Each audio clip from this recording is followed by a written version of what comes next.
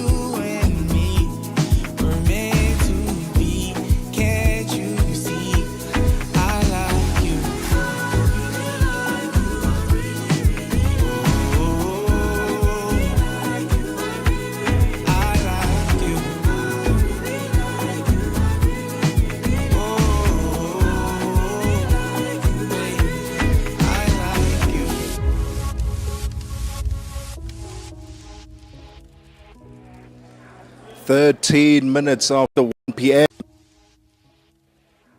13 minutes after 1 p.m. Central African Time. I Like You by Una Rams. Thank you so much for tuning into The Upside this afternoon. Special broadcast on this Wednesday. We are celebrating Africa. Africa Matters. We're here at the Donald Gordon Wits Business School Auditorium to talk about climate change, the recovery and financing the recovery of the effects of climate change on the African continent. Important conversations are being had. And if you'd like to learn more about today's conversation and be a part of them, go to YouTube and search for Africa Matters. And you can, as always, you can stream the show live at Channel Africa on Facebook and YouTube and at Channel Africa 1 on TikTok. Let's talk about a man who is doing the utmost, best, and he is revolutionizing the way that we are cooking on TikTok and teaching us some new ways and techniques that we didn't think much of when we started our cooking journeys. South Africa's kitchens are coming alive as a familiar voice and a face takes his love for food on the road.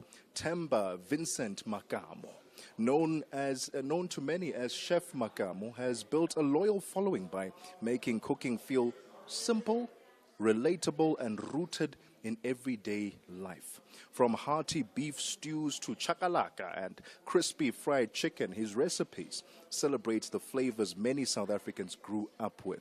Now brought to life through his national tour in partnership with OBC Better Butchery. More than just food, his work has created a community built around shared taste, memory, and connection. Chef Makamo now joins us on the line. Chef, good afternoon. How are you doing on this fine Wednesday?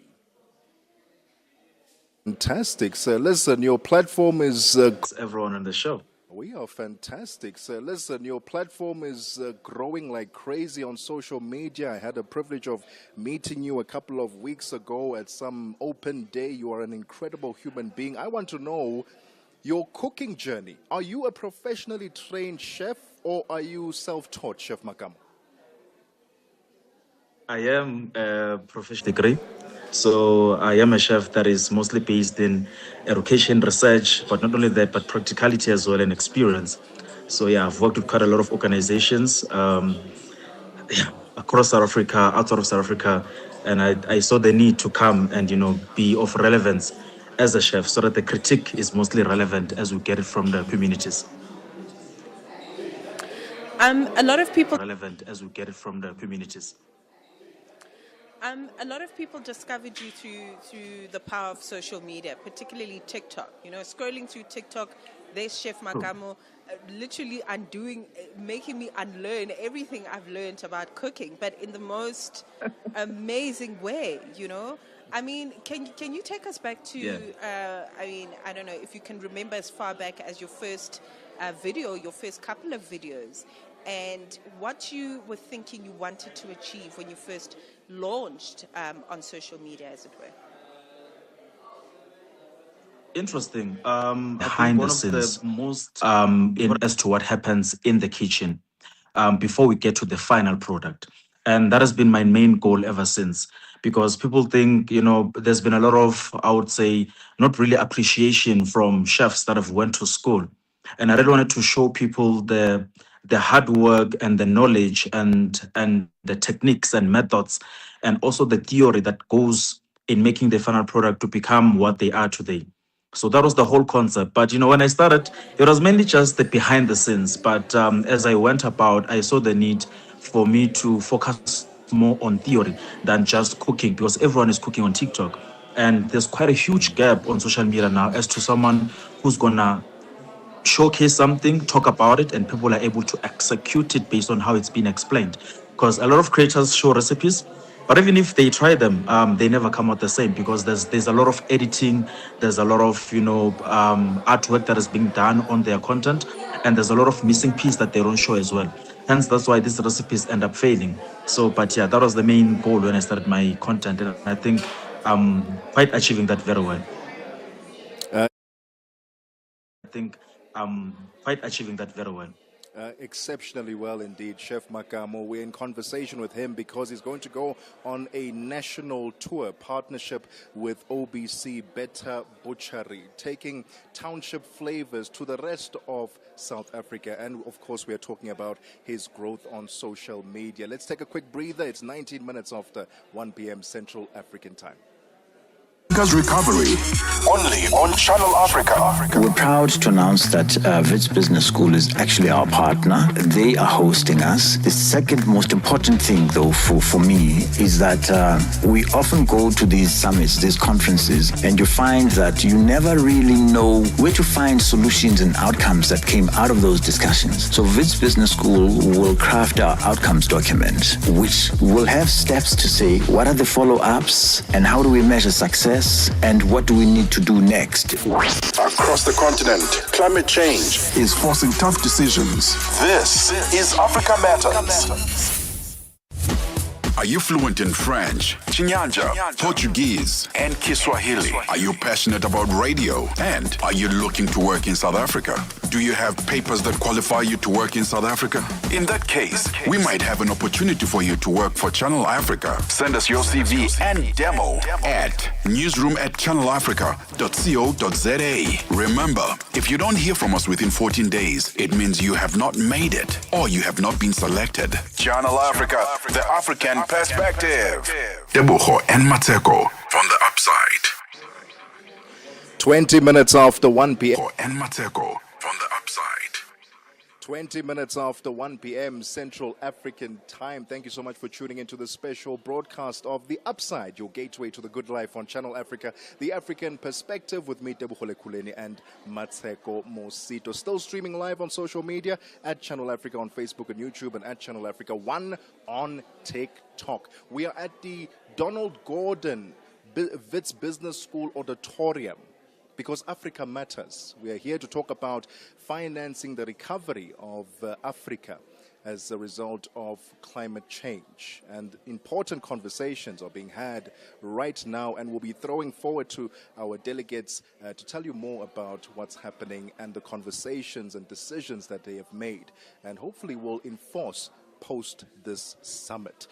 We continue our conversation, though, with a very popular chef on social media, Chef Makamo. He's going on a national tour in partnership with OBC Better Butchery to take the flavors of Africa to South Africa and the rest of Africa. Hopefully, I hope, Chef, that this is beyond, South Africa. We are hoping that you get to a point where you're not just taking the Kasi flavors to South Africa, but that you're able to take them throughout Africa. Is that part of the plan, perhaps, for you? On across all neighboring countries outside of South Africa, and hopefully, by the grace of God, we'll be able to travel across the entire countries in Africa.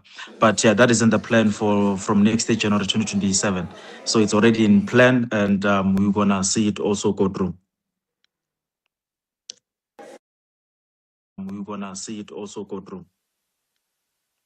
I'd love to talk to you about just your approach on the concept of township food. And I think your partnership with OBC is such an appropriate one because, listen, we love our meat, eh?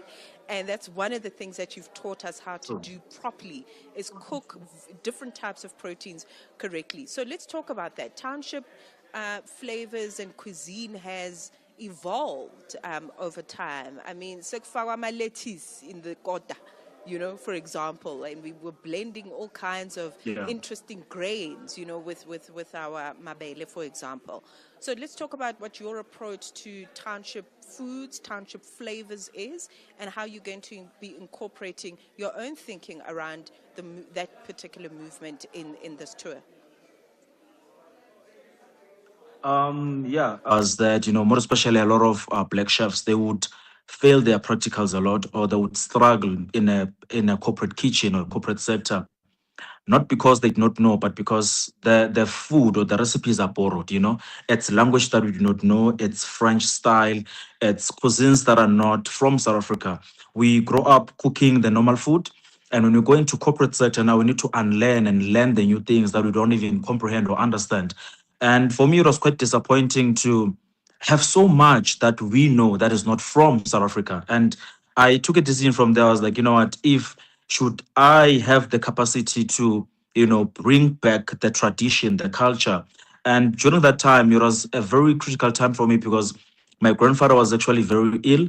And, we called dietitians over. So his diet was a very strict diet that if he eats certain food, he would actually, eventually pass away or die. And he was on a very strict diet, and I saw the importance of actually going back and cooking food in the most simplest way. And even now, in as much as I'm a chef, and I think one thing that makes people to enjoy what I cook, it's because I don't cook sophisticated food. I might use sophisticated styles and method and tricks, but I always use the most simplest ingredients and under few ingredients.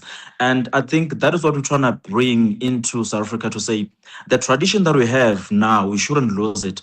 A lot of generation now believe in eating burgers. They believe in, you can still make that, but make it healthy. There's a lot of issues of obesity. As I've said, that I do research, and most of the time I'm mostly researching about information. And I interact with a lot of researchers as well in the space of culinary. And there's quite a lot of gaps that we see now in universities. Students are not healthy anymore. Couples are not happy anymore.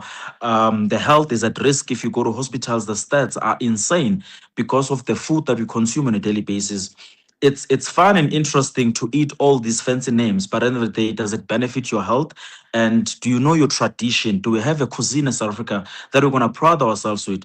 As we want to go to the tour in Africa, what is it that we're going to say that we pride ourselves in cooking as a collaborative, as a country, not just in different provinces?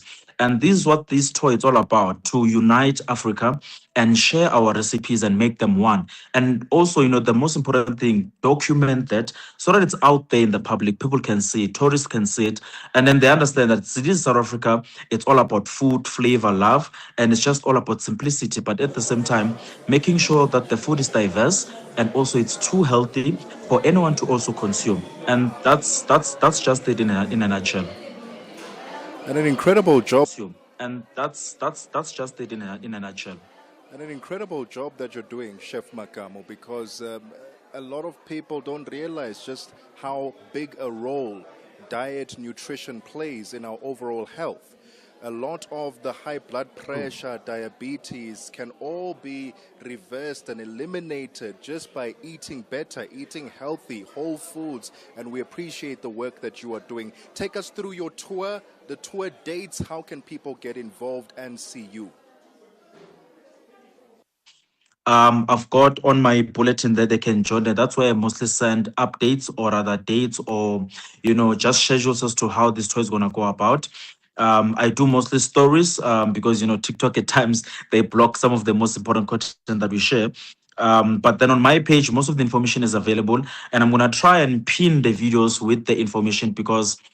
This coming Sunday and Monday, we were actually going to be between Middelburg and Witbank. We're going to be in those two places at the same time. And then Tuesday, we're going to be in Mbombela. And then Wednesday, we're going to be in Bushbuck Ridge, Hazelview, and Akonuk. And then Thursday, we're going to be in Nkomazi, Tongamon. All this information, I'm going to try and make it available in the form of like a slide and pin it on my page, just so that people are aware. And also, I do try every time to interact or rather post stories as to the updates. And those that wants to join, they're more than welcome. Send me a DM. There's an email on my profile on my bio. Please kindly send us a DM. And we encourage also influencers to be part of this, more especially in the province that we're visiting, which is Mpumalanga. They need to be seen. They need to be known because it's difficult for us now to find influencers in Mpumalanga, more especially around the areas of Witbank and Middelburg. And this could be an opportunity for them to be seen, and also be part of this journey. This is not just a tour, we are giving back to communities. We are giving hope to businesses. We are also trying to formalize informal traders, and that's the most important thing. When we get there, it's not just about us cooking. We teach them the right ways. We register their companies if we have to. If their kids, the university, we offer them tutoring. There's quite a lot of things that we don't really share online. But this tour is not just based about us going there to taking videos, but it's all about giving back and making sure that the parents that are there, are being assisted by all means possible. Because, I always use an example and say, KFC is KFC today because they had to start. And we don't know which lady that is selling in the taxi rank today that needs to start to compete with McDonald's or Nando's. So we need to take them out of that location, and put them in a right space. But before they do that, we need to formalize their systems, formalize their structures, formalize their recipes. And that's why we are traveling across South Africa to understand how they work, what are their challenges, and how can we better assist, as we approach other companies and brands, so that we give them relevant information, so that there's some sort of like collaboration that makes sense to both parties. This is what collaboration that makes sense to both parties. This is wonderful, man. Thank you so much. Chef Makamo joining us. He's a consultant, a qualified chef, and food specialist embarking on a tour. Listen, I just personally want to thank you for your video on Upoto. My Upoto is top tier, thanks to you. And now I'm also using your method now on how to cook cabbage properly. So you have changed my life. Thank you so much. Thank you so much. And all the best. Thank you so much. I really appreciate it. You're welcome. Thank you. All the best on the tour. If you want to find out more about the tour, just go on his TikTok. That is the best place to go, okay? All the recipes, all the information regarding the upcoming tour is there. Just search Chef Makamo, and you'll be able to see all the details. It is 1:30. Let's check out the latest sports. Perspective. Let's start off with football news. Well, football's governing body, FIFA, has cautioned stakeholders in Liberian Football Association, LFA, against taking election-related disputes to ordinary courts, warning that such actions could trigger sanctions, including the possible suspension of the LFA.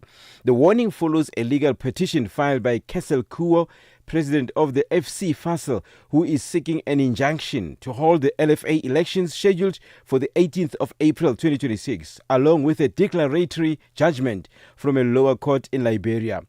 In a formal communication to the LFA signed by Elkana Mamadov, FIFA's chief member associations officer, the global body emphasized that while it respects the authority of national courts, football-related disputes must be resolved within the sport's established legal framework.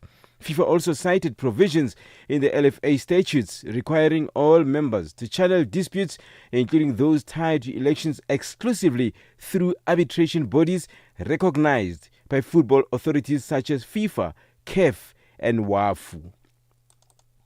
With just less than a week before the new sixth season of the Basketball Africa League, the BAL tips off in Pretoria, South Africa, Johannesburg Giants head coach Floshem Ngwenya is looking forward to this edition with some excitement too.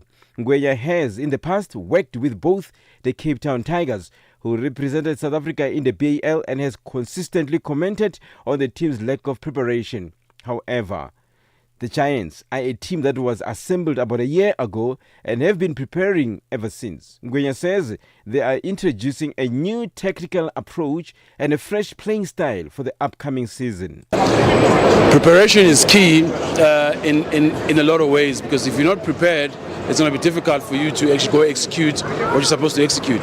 So with the Johannesburg Giants, we really put in some proper preparation. We've been at it since this time last year, together as a team, and so that's adequate preparation for us. And we played obviously together for qualifiers and so forth and so on. So it has been really great. The preparation has been really top notch. The BAL tips off at the Sunbed Arena in Pretoria next Friday with a Kalahari conference involving the Giants, Al Ahly Benghazi from Libya, APR from Rwanda, Dar City from Tanzania, Nairobi City Thunder of Kenya, and former champions Pedro de Luanda from Angola. Ngwenya shares why this year's edition is going to be more exciting. All the nerves are starting to, we're all anxious, and but I think it's exciting, especially for myself and the players and the team in particular, and just the city of Pretoria and South Africa as a whole as well. It's the 6th edition of Basketball Africa League. It's a very prestigious event in terms of basketball in the continent. But not only the continent, it's now worldwide. Everybody knows about BAL all around the world. I had some of my friends in Spain just asking me about the games and so forth and so on. we're excited and we're ready. On to cricket news. The South African men's cricket team has completed a remarkable turnaround to win the 5-match T20 International Series against New Zealand 3-2. The inexperienced Proteas, who looked dead and buried after 2 heavy defeats, beat the Black Caps by 33 runs in Christchurch. Put into bet, the visitors posted 187 for the loss of 4 wickets in their 20 overs. Connor Easthuizen was again the standout player for the Proteas, smashing 75 of 33 deliveries. The Black Caps, who crushed the Proteas in the semi-final of the ICC Men's T20 World Cup in India last month, were then restricted to 154 for 8 in the 20 overs. Earlier at the same venue, the New Zealand women completed a 4-1 series victory over South Africa, winning the dead rubber by 92 runs. Let's end with tennis news. Karolina Muchova booked a place in the Miami Open semi-finals for the first time after edging a tightly contested straight sets victory over rising Canadian teenager Victoria Mbogo. The 29-year-old Czech came through 7-5, 7-6, 5 in a match lasting 1 hour and 47 minutes, later admitting the encounter could have gone either way after a fiercely competitive battle. For any sports stories you'd like to share with us, please send an email to newsroom@channelafrica.co.za or call us on +2711 714 4459. This is Channel Africa Sport with me, Figile Nwadi. Sports on Channel Africa. The African perspective. Ahoy, matey! Captain here to help, right, boys? Set sail with us on a digital voyage like no other. Channel Africa has a treasure trove of awesomeness. That is our website and social media pages. Tell me, why are you here? We want you to be part of our adventure. The winds are changing, Captain. And this time... Imagine a world where curiosity knows no bounds, where entertainment meets enlightenment, and where every click leads to the African perspective. Visit us on our website, www.channelafrica.co.za, or follow us on Instagram or on X at Channel Africa 1. Go on, like us on Facebook at Channel Africa 1. So, spread the word. Tell a friend that Channel Africa's online variety is what they need on the web. Channel Africa, the African perspective. It's gone 30. It's gone 36 minutes after 1 p.m. Central African time. Let's find out how the markets are moving with business news. On Channel Africa, the African perspective. Good afternoon. I am Mosito Zuma. In your business news this hour, analysts are anticipating a shift in tone from the South African Reserve Bank as the recent spike in oil prices threatens to derail the inflation outlook. Now, the central bank is widely expected to keep the repo rate unchanged at 6.75% tomorrow, extending its pause after a similar decision in January. At its last meeting, it struck a cautious tone, holding steady while assessing whether inflation would continue to ease towards its 3% target. Investec chief economist Annabel Bishop says the escalation in the conflict in the Middle East is likely to prompt a more hawkish tone from policymakers. A small hike, even though it's not expected, would maybe preemptive in terms of higher inflationary pressures. Again, really not expected. So I think the Reserve Bank will obviously look at its inflation forecast. It'll probably redo it. It will look at its oil price forecast, which was at $65 a barrel, now over $100 a barrel. That will feed into its inflation models. And so we'll see changes in those types of forecasts. All of South Africa's government of national unity partners are in support of the adoption of the 2026 fiscal framework and revenue proposals. Now, this has paved the way for the implementation of a hike in the general fuel levy, which will result in per litre price increases in petrol and diesel from the 1st of April. Finance Minister Enoch Godongwana made the proposals when he tabled the national budget last month. The African National Congress's MP Sharon Makubela, Democratic Alliance MP Alexandra Christie and Inkatha Freedom Party MP Nhlanhla Hadebe had the following in support of the framework proposal. Today's debate is not only about statistics, it is about the urgent need to address everyday challenges faced by our people. The ANC has placed the acceleration of economic growth and job creation high on its agenda. And for the first time in 17 years, our nation's debt will stabilise. This is real progress, and the DA acknowledges the role that the National Treasury played. The IFP acknowledges the difficult fiscal environment within which this framework has been crafted, including constrained economic growth, rising debt levels, and increasing demands on the public purse. The management of South Africa's rapid rail company, Gautrain, says its expansion is more than just about trains. It's about transporting the economy while ensuring inclusivity. At least $7 billion has been invested into the project that aims to offer commuters in Soweto, in the south of Johannesburg, and other parts of Gauteng townships a faster, safer, and more reliable transport option. Spokesperson LB Mudise says the expansion is designed to connect underserved areas to the rapid rail network. Someone, once the process is completed and construction has happened, if someone is sitting in Jabulani and they want to connect to go to Midrand, it will be a swift movement from one point to go to Midrand. So it's about making sure that that young boy or young girl in Jabulani, when they go for an interview in Midrand, they are able to arrive there and access opportunities. China says it is willing to deepen cooperation with Cameroon in infrastructure, energy and agriculture. Chinese Commerce Minister Wang Wentao told his Cameroonian counterpart that China was eager to strengthen ties between the two countries in the Central African nation's capital Yaoundé yesterday. The two met on the sidelines of a gathering of World Trade Organization trade ministers in Yaoundé. Now, the gathering underscores a broader initiative to enhance China's presence and partnerships with Africa. Crude oil prices have fallen sharply in early trading today, and Asian stock markets have risen after Iran told the United Nations that it was opening up the Strait of Hormuz to non-hostile commercial shipping. The passage through the strait is contingent on the ships coordinating with the Iranian authorities. Larry Fink, head of BlackRock, the world's biggest money manager, said that the world's economy will never go back to what had been normal. I could see a year from now oil at $40 a barrel, or I could see it above $150 a barrel. Well, we have two very extreme outcomes. And in my conversations throughout the world with the U.S. government and all that, to me, everybody has to recognize there's not going to be an outcome that's somewhere in the middle. It's going to either be two extremes.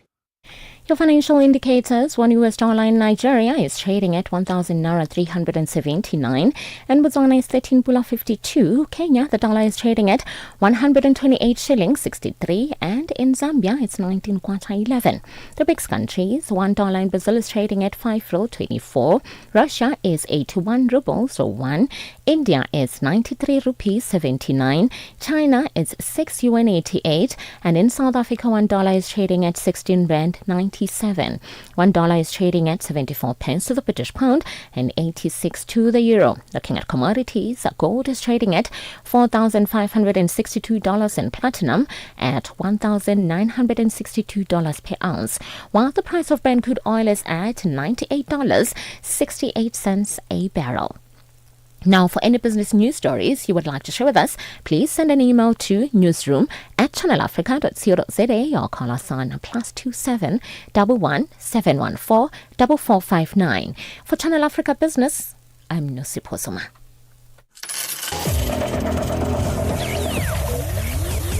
Business News on Channel Africa. The African perspective. No matter where you are, Channel Africa is always with you. Tebogo and Mmatsheko from the upside.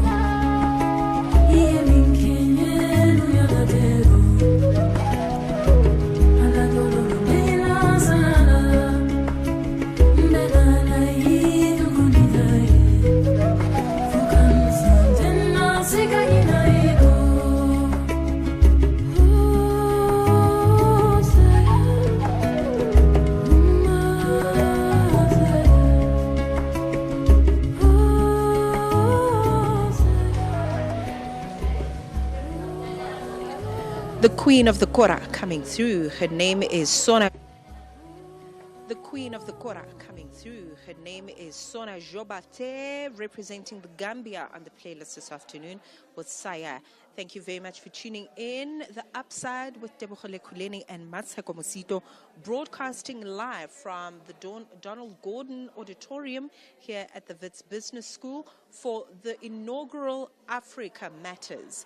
So in this inaugural season, if you will, big conversations happening on climate change and also the financing of Africa's recovery. And it is so beautiful to see how our colleagues that are representing the newsroom, Tami Gubeni of Africa in Business, Luka Bu was here, as well as other wonderful colleagues that have been holding panel. Pitandoro, I beg your pardon, was also holding the fort, addressing some very, very significant issues around climate change from this morning. Absolutely. And we have an inside man, a man who will tell us exactly what conversations they were having inside that auditorium. Africa Matters Summit, discussing the financing the recovery of Africa when it comes to climate change conversations. Mr. Innocent Samos, how are you doing? Good afternoon to you. Apologies. Good afternoon to you and our listeners. It's good to be with you. Fantastic. Outside the studio. Absolutely, man. And always looking dapper as always. Love it, love it, love it.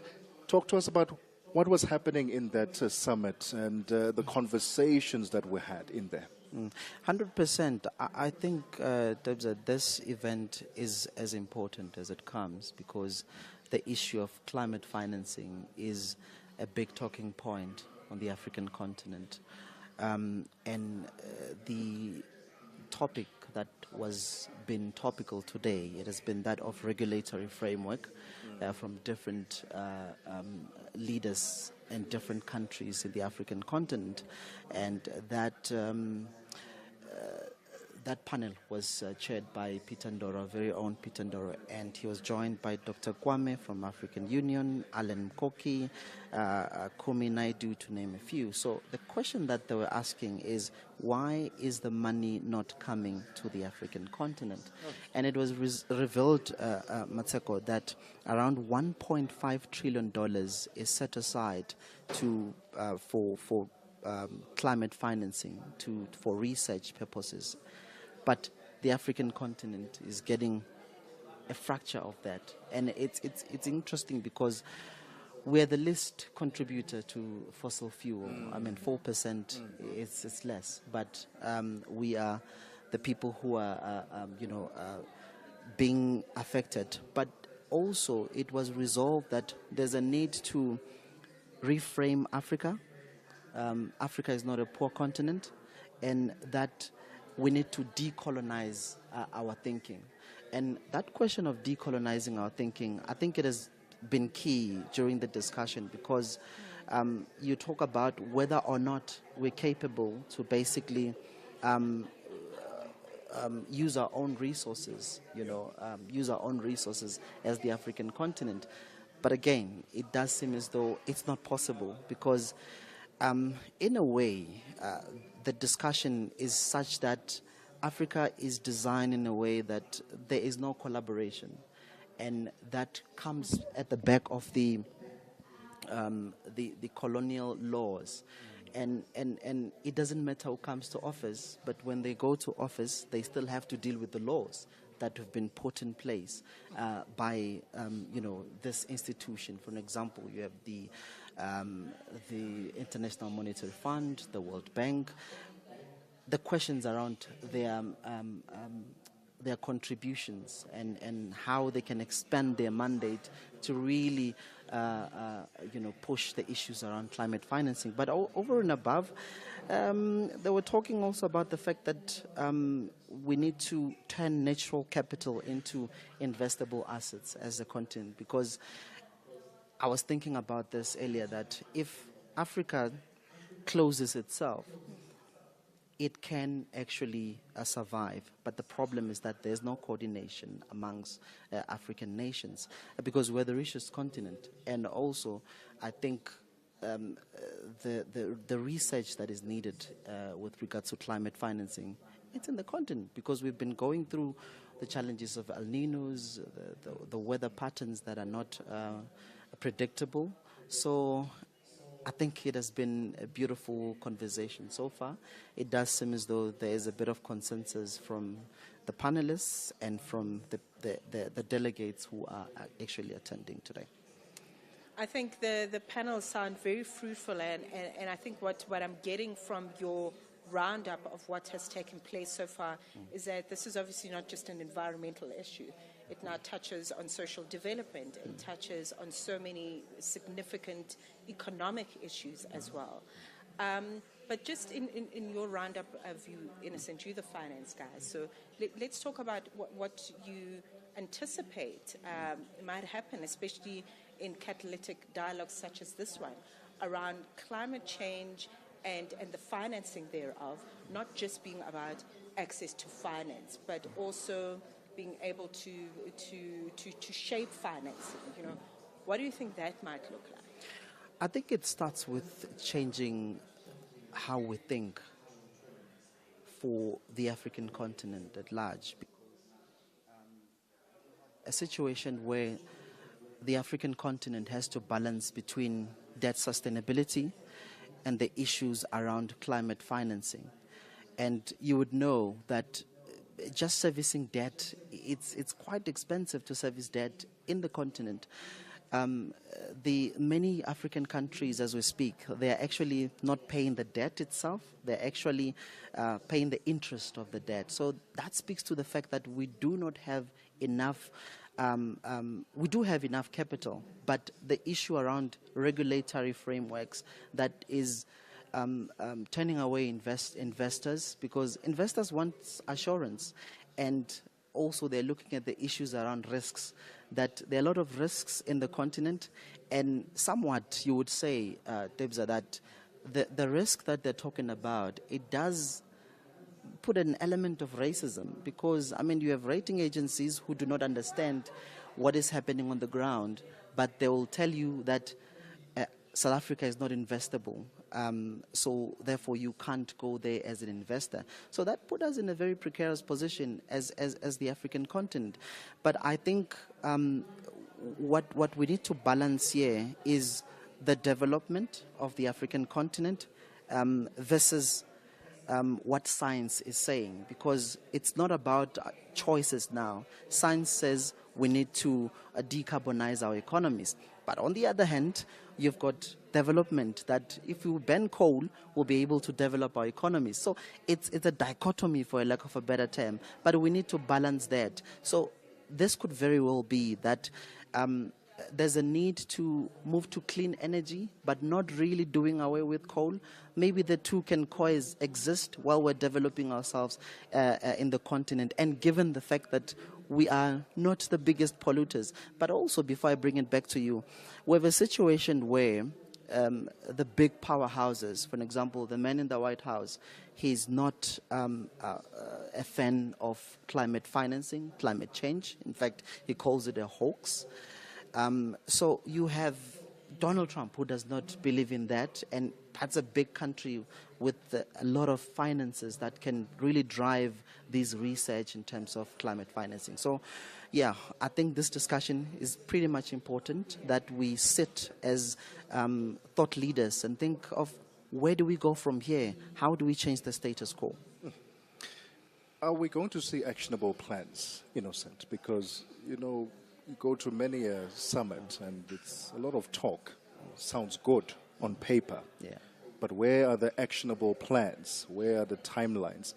We're hoping that Africa Matters is not the same, but there are actionable plans that are going to be put in place at the end of the summit that we can hold people accountable to.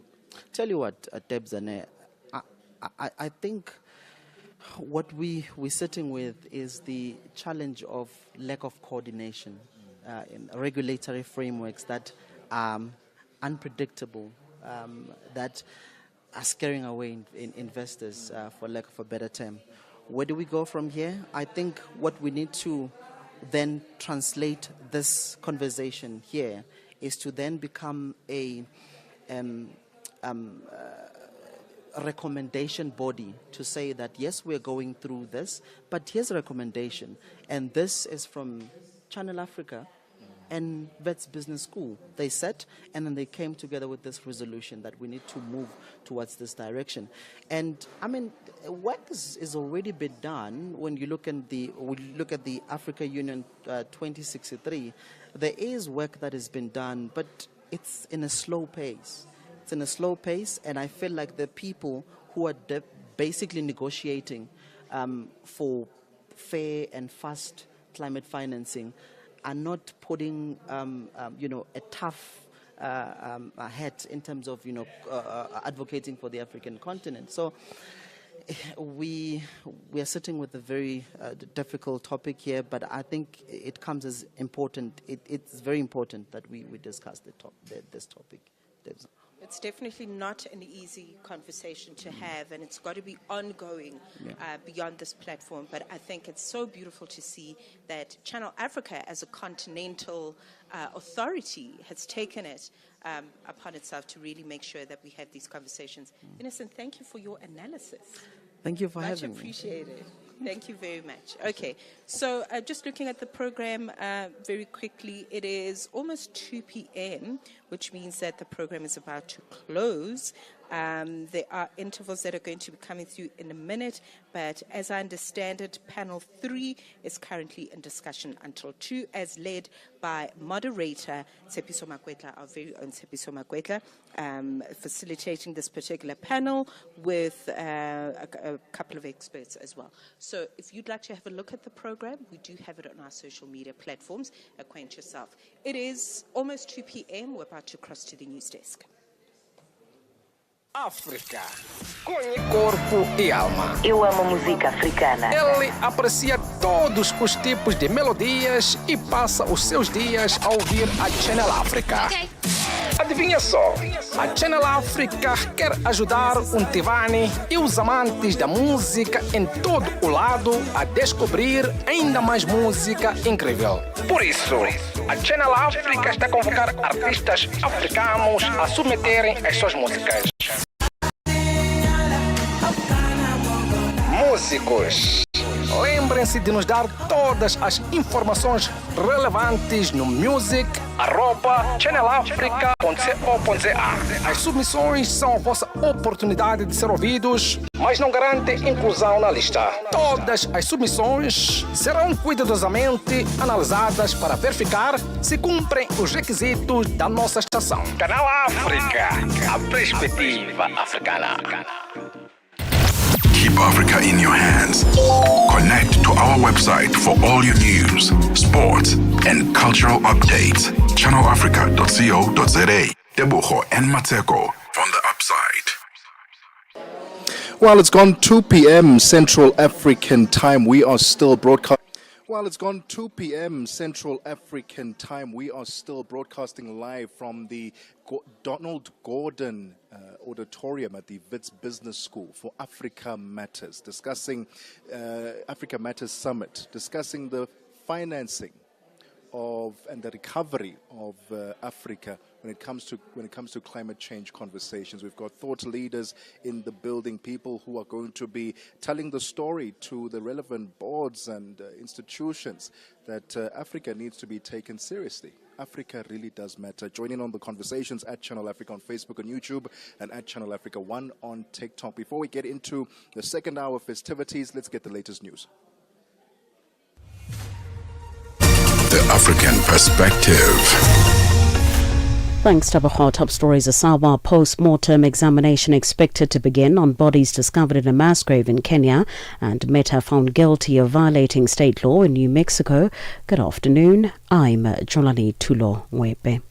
A post-mortem examination is expected to begin today after the discovery of dozens of bodies, mostly of children, in a mass grave in the western Kenyan town of Kericho. The exhumation was done after the police obtained a court order to retrieve 14 bodies that were initially believed to have been buried at the site. Government pathologist Richard Njoroge told journalists that what they found was quite unusual, with bodies stacked in bags. There are calls to promptly identify the bodies and investigate the circumstances around the deaths. Zimbabwean opposition politician and National Democratic Working Group leader Job Sikala is scheduled to hold a press conference in Johannesburg, South Africa this afternoon to address what he describes a deepening constitutional crisis. This comes as there is a push by Zimbabwe's ruling ZANU-PF party to extend President Emmerson Mnangagwa's presidency under the banner of the ED 2030 agenda. The agenda continues to raise tensions. The ED 2030 refers to a controversial political campaign within the ZANU-PF party aimed at amending the constitution to allow President Mnangagwa to extend his rule until 2030. Sikala elaborates. This is a message to the international community. I will be addressing both the people of Zimbabwe and also the international community, for them to understand the crisis on which we, the people of Zimbabwe, are under. We are under siege. We are under attack from a dictatorship. The people of Zimbabwe are now living under the threat of a regime that does not accept the citizens to freely express their views on the constitutional coup that is currently happening in our country. Such a situation cannot be allowed to continue. South Africa's government has welcomed the arrest of senior police officers and alleged cartel member Vusumuzi Matlala in connection with the alleged irregular awarding of a tender worth millions to Medicare 24. The company is owned by Matlala. 16 suspects are appearing at the Pretoria Magistrates Court. Deputy Government spokesperson William Baloyi says the arrest sent a clear message that no individual is above the law and demonstrates government's commitment to accountability, ethical leadership and protecting public resources resources. The arrests serve as a firm reminder across the public sector that ethical leadership, transparent procurement practices, and strict compliance with policies such as the Public Finance Management Act are non-negotiable obligations. Government is committed to ensuring that law enforcement institutions are credible, professional, and beyond reproach. Strengthening oversight, enforcing consequence management, and protecting public resources remain essential. As thousands of people gathered at the Durban City Hall in South Africa's KwaZulu-Natal province in a demonstration against foreign nationals in the country, the Inkatha Freedom Party's secretary in the eThekwini region, Joshua Mazibuko, said this is one of the issues the party campaigned in last year's general election. Mazibuko says the IFP believes foreign nationals should only be allowed in South Africa if they have scarce skills. I think it was 5 days after our premier was inaugurated. He was here on the streets of Durban, chasing out foreign nationals who were illegal in the country. Regularly, he's on the road doing that. And then nationally, we are told that our president, I was not there, spoke about this issue in Mpumalanga province. So as the IFP, we are using our association with government to ensure that laws are revisited, because our laws in this country are very detrimental to our people. They need to be revisited. A jury in New Mexico has found that the social media giant Meta violated state law by misleading users about the safety of its platforms and enabling child sexual exploitation to take place. A Facebook, Instagram and WhatsApp parent group has denied the allegations. The BBC's Lily Jamali has the details. This case stemmed from a 2023 undercover operation that investigators in New Mexico engaged in, posing as a 13-year-old girl on social media. And what they found, according to prosecutors, was they were inundated with sexually explicit images and inundated with unwanted contact with would-be child predators. Attorney General Raul Torres calling this a historic victory. This case noteworthy largely because of that $375 million in damages that was awarded here. But this is also the first time a state has successfully sued Meta over child safety. Recapping the top story, the SAWA post-mortem examination is expected to begin today after the discovery of dozens of bodies, mostly children, in a mass grave in the western Kenyan town of Kericho. For any news stories you would like to share with us, please do send an email to newsroom@channelafrica.co.za or call us on +27 117 14 For Channel Africa News, I'm Jolani Tulo Mwepe. SABC News. The African Perspective. The afternoon conversations continue on The Upside. Lifestyle, culture, and global changes. Right here on Channel Africa, The African Perspective.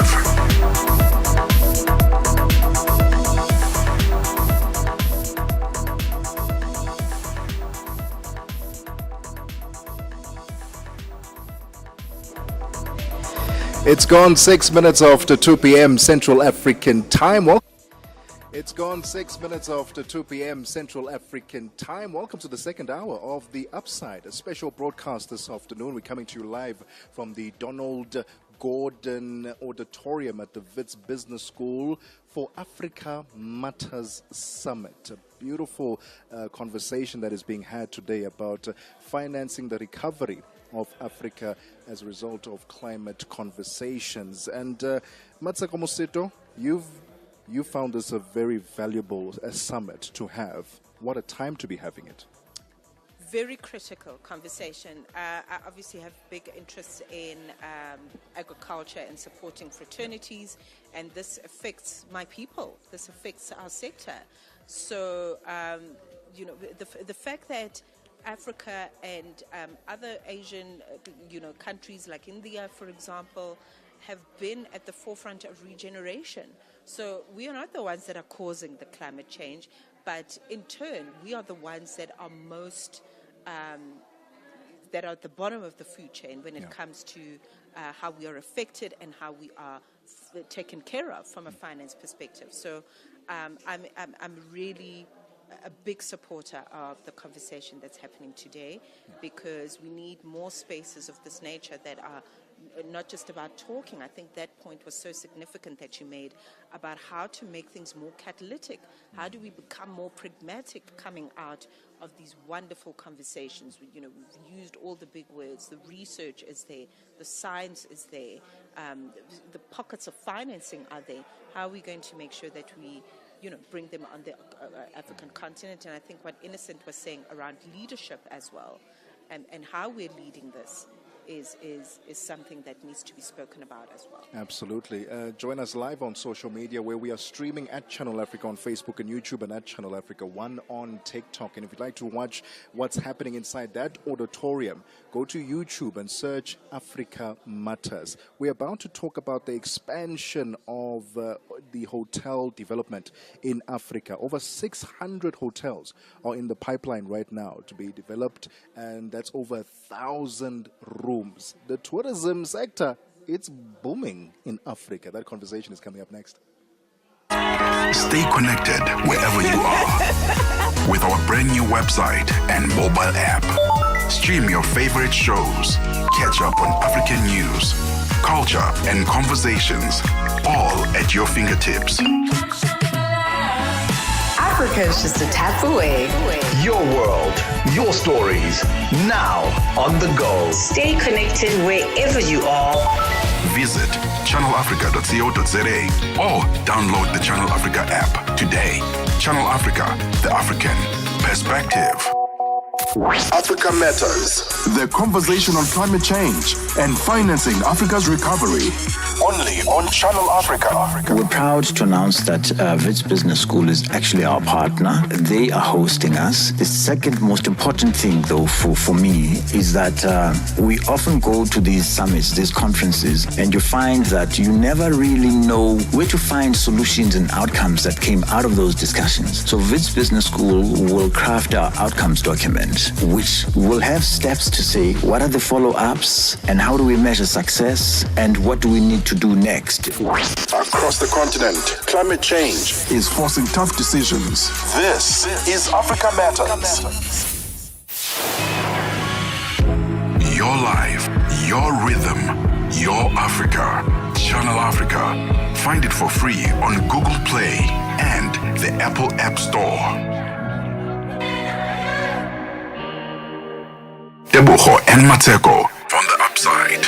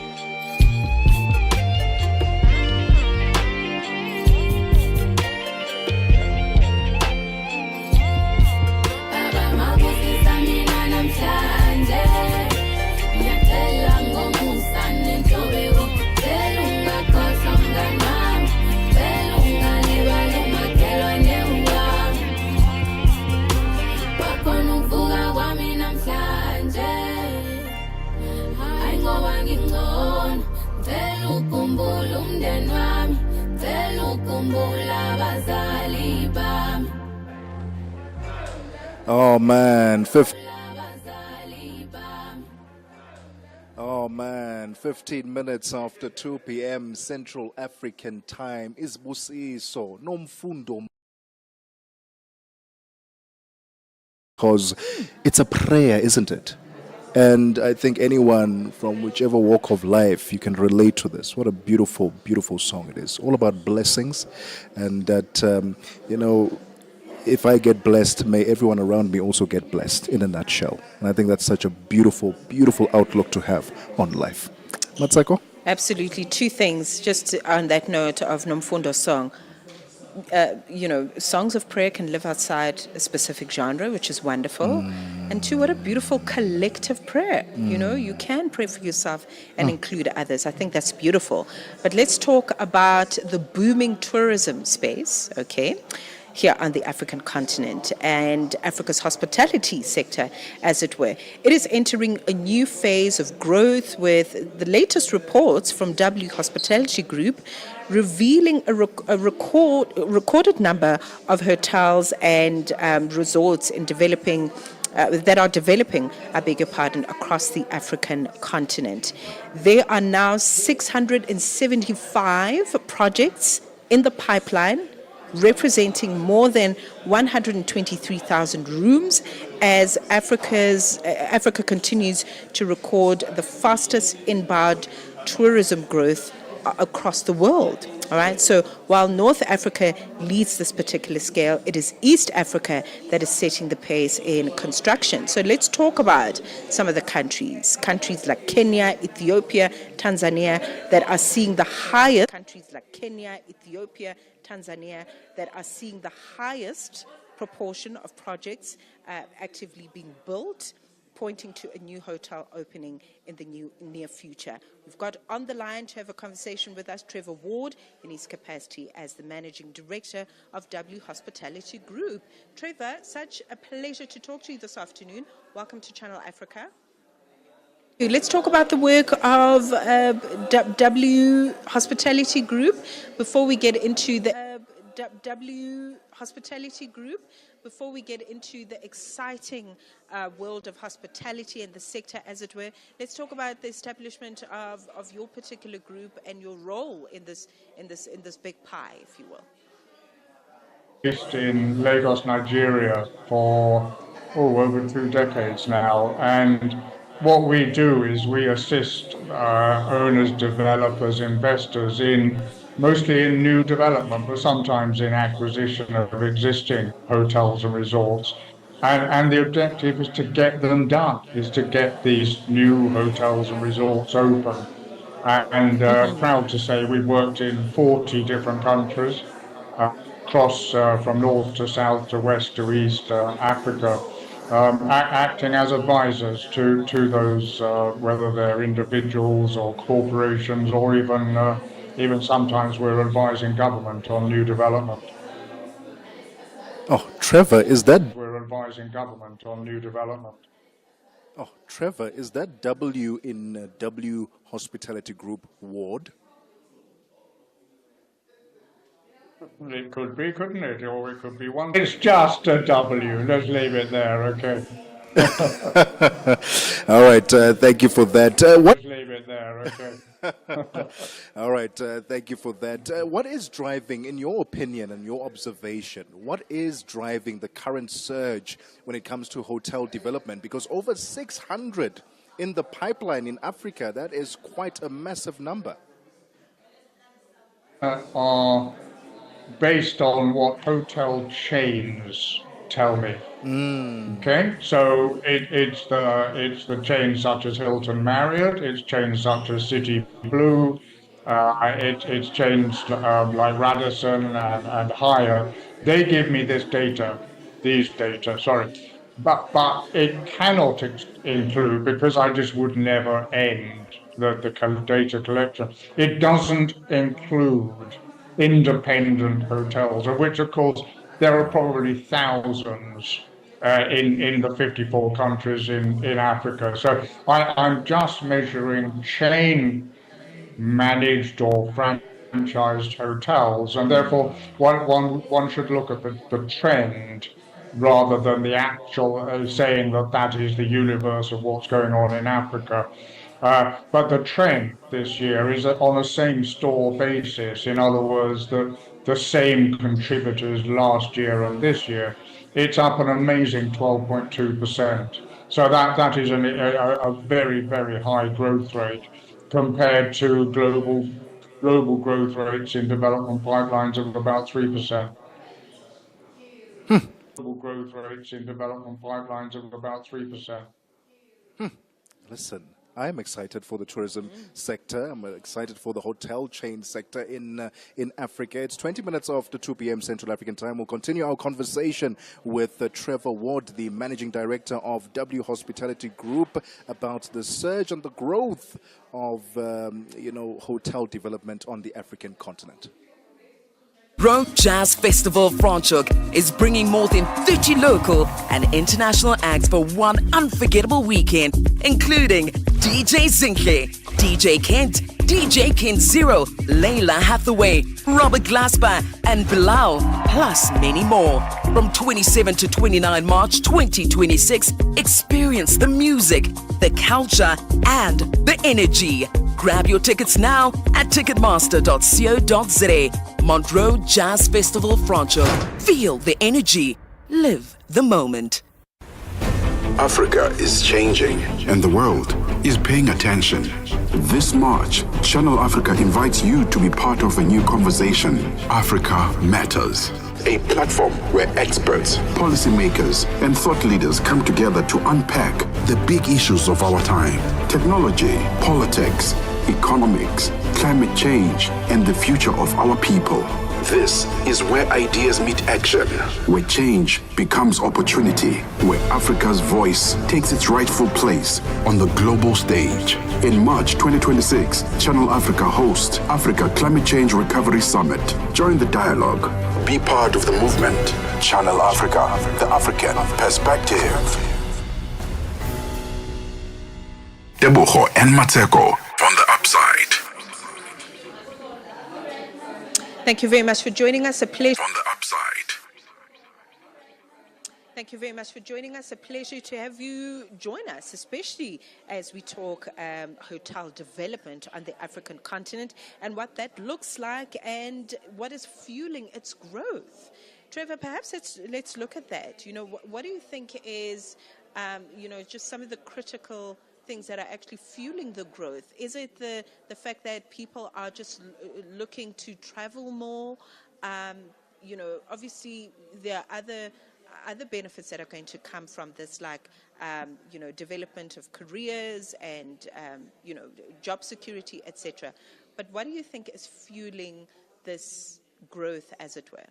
But essentially, the glass isn't even half full in Africa.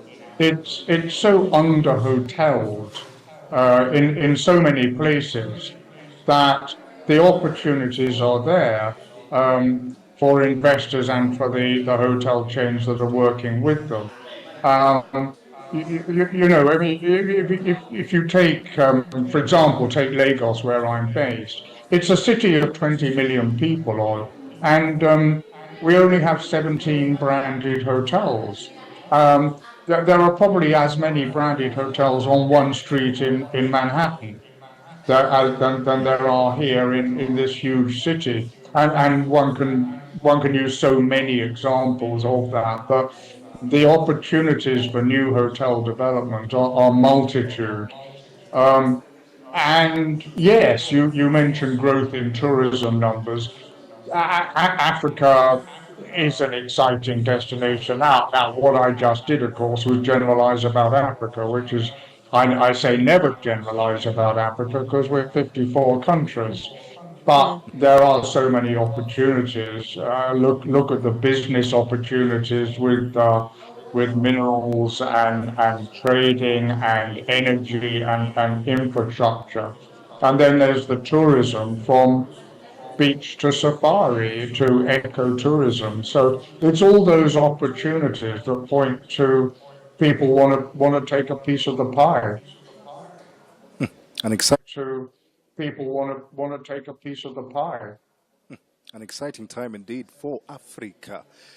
Trevor, let's talk about. I was wondering, we are seeing countries in North Africa specifically, they're dominating this pipeline. We talk about Egypt. What are they doing differently compared to the other countries around Africa? Study that Egypt, one country out of 54, or one country out of 42 that have a chain hotel development pipeline. Egypt is 37% of the total pipeline.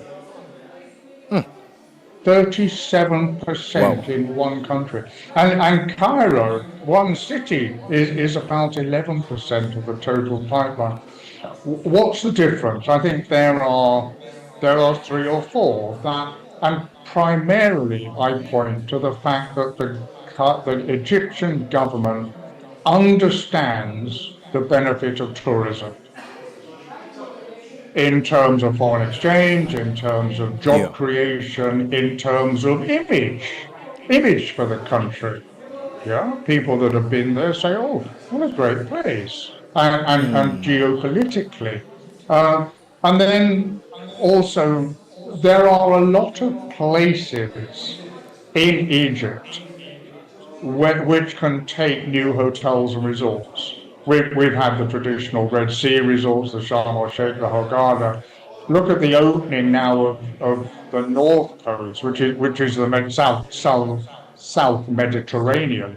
Huge number of new resorts planned and opening up there. And then there's the availability of finance locally. Plus finance from the Gulf. Abu Dhabi has put a huge amount of money into that North Coast development. Proximity to demand sources, particularly from Europe, but also from the Gulf. So a number of factors. You mentioned Morocco. Morocco has all of those and more. And the understanding by the government of their role in tourism, which is infrastructure, which is enabling environment, which is encouragement of the private sector. All those seem to tick the box. Morocco is a really good example of that, plus their proximity to Europe. Yeah, I think what's so beautiful. Their proximity to Europe. Yeah, I think what's so beautiful to know, Trevor, as well, is that you cannot mimic the African culture. You've literally got to come here and experience Morocco and all these other wonderful places. East Africa is also seemingly leading the charge when it comes to the hotels and the hotel space that is to come. So countries like Kenya and Tanzania, for example. But I'm really interested to find out about your region. What is happening in Nigeria that is a fine example of what's to come when it comes to tourism?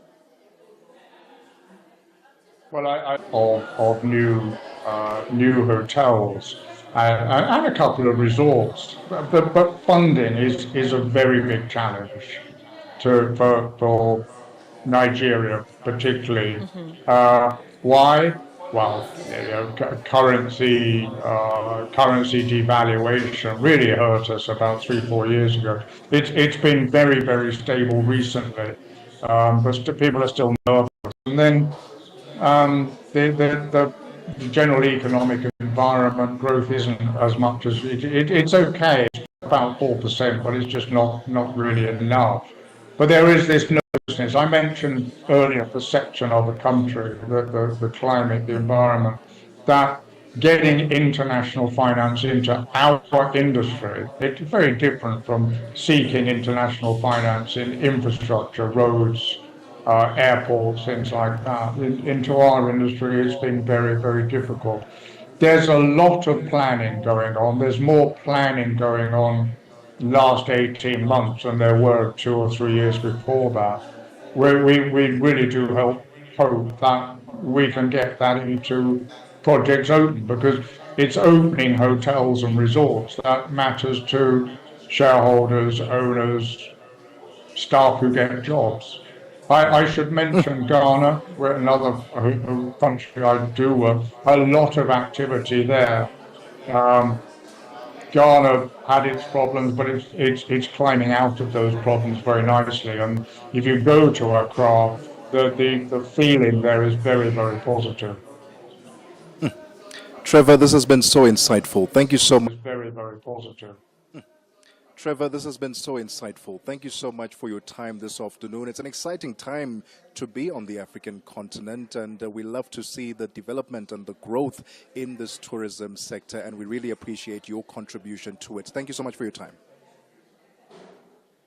You're welcome. Thank you. The voice of Trevor Ward, Managing Director of W Hospitality Group.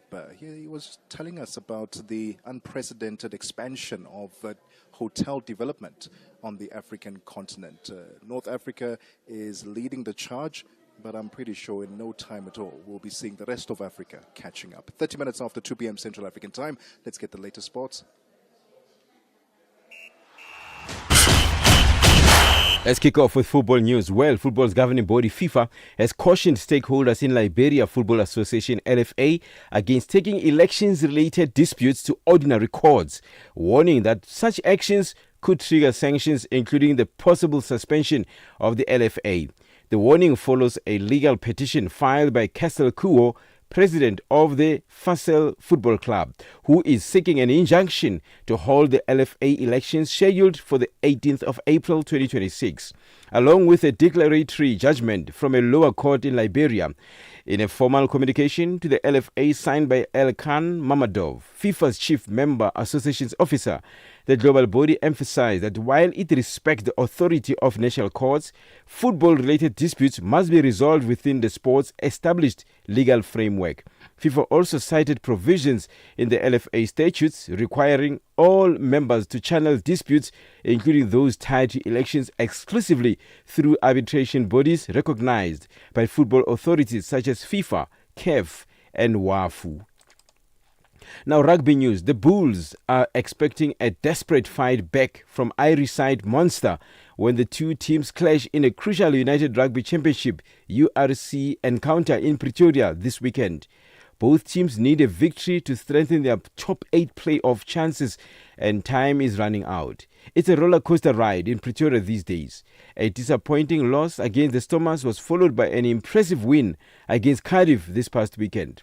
And Locke, Kuba's vice, says against Munster it will come down to who can channel their desperation the best.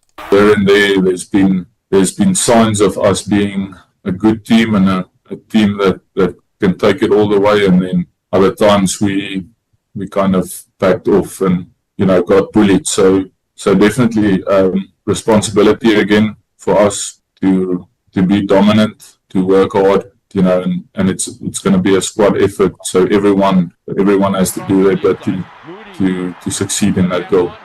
Munster would like to end their losing streak, and Visa says they will make them even more dangerous. We know Cardiff is a quality team. They are on the table where they are at the moment for a reason. They have a good quality side, good coaches, good systems in place, good defensive system. So we know we gotta have to be up for it and be much better than we were last weekend. Now, cricket news. The South African men's cricket team has completed a remarkable turnaround to win the 5-match T20 International Series against New Zealand 3-2. The inexperienced Proteas, who looked dead and buried after 2 heavy defeats, beat the Black Caps by 33 runs in Christchurch. Put into bed, the visitors posted 187 for the loss of 4 wickets in the 20 overs. Connor Earthuizen was again the standout player for the Proteas, smashing 75 of 33 deliveries. Let's end with tennis news. Karolina Muchova booked her place in the Miami Open semi-finals for the first time after edging a tightly contested straight sets victory over rising Canadian teenager Victoria Mbogo. The 29-year-old Czech came through 7-5, 7-6-5 in a match lasting 1 hour and 47 minutes, later admitting the encounter could have gone either way after a fiercely competitive battle. Mukova's reward is a last 4 clash against world number 4th Coco Golf scheduled for Thursday. For any sports stories you'd like to share with us, please send an email to newsroom@channelafrica.co.za or call us on +2711 714 4459. This is Channel Africa Sport with me, Fikile Ngwati. Sports on Channel Africa. The African perspective. Africa is changing, and the world is paying attention. This March, Channel Africa invites you to be part of a new conversation.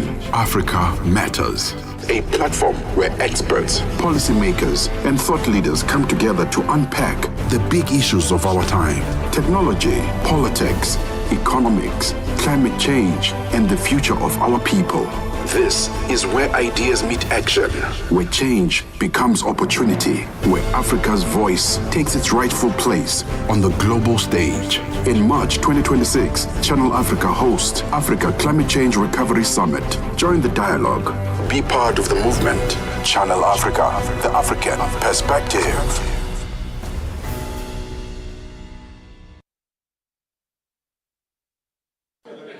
It's gone 36 minutes after 2 p.m. Central African time.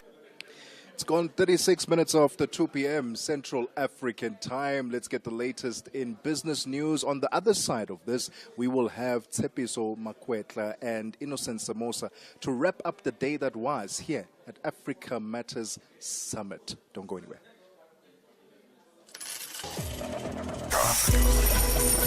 The African perspective. Good afternoon. I am Nosipo Zuma. In your business news this hour, analysts are anticipating a shift in tone from the South African Reserve Bank as the recent spike in oil prices threatens to derail the inflation outlook. The central bank is widely expected to keep the repo rate unchanged at 6.75% tomorrow, extending its pause after a similar decision in January. At its last meeting, it struck a cautious tone, holding steady while assessing whether inflation would continue to ease towards its 3% target.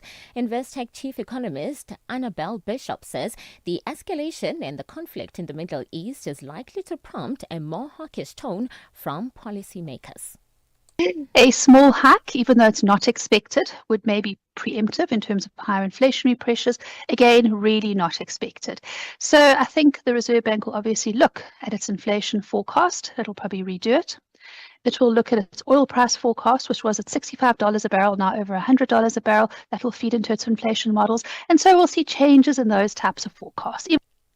Farmers in South Africa's Northern Cape province have welcomed the agricultural incubation scheme that was launched through the Department of Small Business Development to provide support to poorly resourced farmers. The department committed about $559,000 to assist small-scale farmers in the province with agricultural training, financial support, and access to agricultural infrastructure.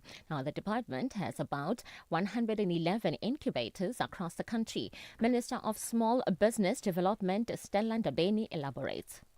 We are here handing it over officially, but it has done lots of work, as you have heard, created about 89 jobs, and then a number of entrepreneurs that have been supported, a number of young people that have been trained, more than 600 young people that have been trained that opened their own enterprises. But of course, this did not come at a cheaper cost. We had put about 9.5 million rands as the portfolio alone. And of course, we bring in our partners because we believe that if we work together as government and the private sector, we can have an impactful intervention. Although South Africa's Government of National Unity partners are in support of the adoption of the 2026 fiscal framework and the revenue proposals, this has paved the way for the implementation of a hike in the general fuel levy, which will result in per litre price increases in petrol and diesel from the 1st of April. Finance Minister Enoch Godongwana made the proposals when he tabled the national budget last month. The African National Congress MP Sharon Makubela, Democratic Alliance MP Alexandra Christie, and Inkatha Freedom Party MP Nhlanhla Hadebe had the following in support of the framework proposals. Today's debate is not only about statistics. It is about the urgent need to address everyday challenges faced by our people. The ANC has placed the acceleration of economic growth and job creation high on its agenda. And for the first time in 17 years, our nation's debt will stabilise. This is real progress, and the DA acknowledges the role that the National Treasury played. The IFP acknowledges the difficult fiscal environment within which this framework has been crafted, including constrained economic growth, rising debt levels, and increasing demands on the public purse. Kenyan President William Ruto says his government has finalized negotiations of a trade deal with China.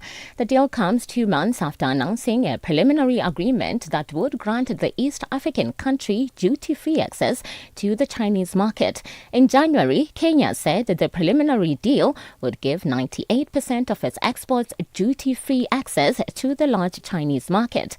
East Africa's biggest economy has been forging closer ties with China, with the Ruto making a state visit to Beijing last year, during which a number of financing and cooperation agreements were signed. The two countries' bilateral trade is currently heavily titled in favor of China. And finally, crude oil prices have fallen sharply in early trading today, and Asian stock markets have risen after Iran told the United Nations that it was opening up the Strait of Hormuz to non-hostilities commercial shipping. The passage through the strait is contingent on the ships coordinating with the Iranian authorities. Larry Fink, head of BlackRock, the world's biggest money manager, said that the world's economy will never go back to what had been normal. I could see a year from now oil at $40 a barrel, or I could see it above $150 a barrel. Well, we have two very extreme outcomes. And in my conversations throughout the world with the U.S. government, all that, to me, everybody has to recognize there's not going to be an outcome that's somewhere in the middle. It's going to either be two extremes. Your financial indicators: one US dollar in Nigeria is trading at 1,000 naira 375. In Botswana, it's 13 pula 52. Kenya, the dollar is trading at 128 shillings 63. And in Zambia, it's 19 kwacha 11. The BRICS countries: $1 in Brazil is trading at 5 rupee 24. Russia is at 1 rubles 1. India is 93 rupees 79. China is 6 yuan 88. And in South Africa, $1 is trading at 16 rand 97. 1 US dollar is trading at 74 pence to the British pound and 86 to the euro. Looking at commodities, gold is trading at $4,562 and platinum at $1,962 per ounce, while the price of Brent crude oil is at $98.69 a barrel. Now, for any business news stories you would like to share with us, please send an email to newsroom@channelafrica.co.za or call us on +27 11 714 4459. For Channel Africa Business, I'm Mosito.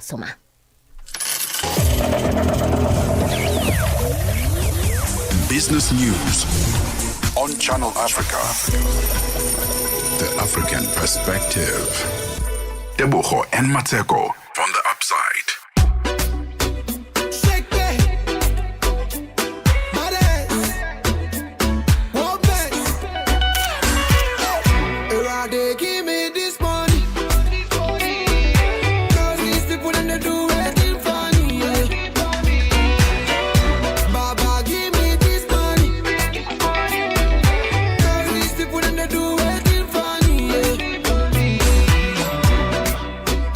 Wake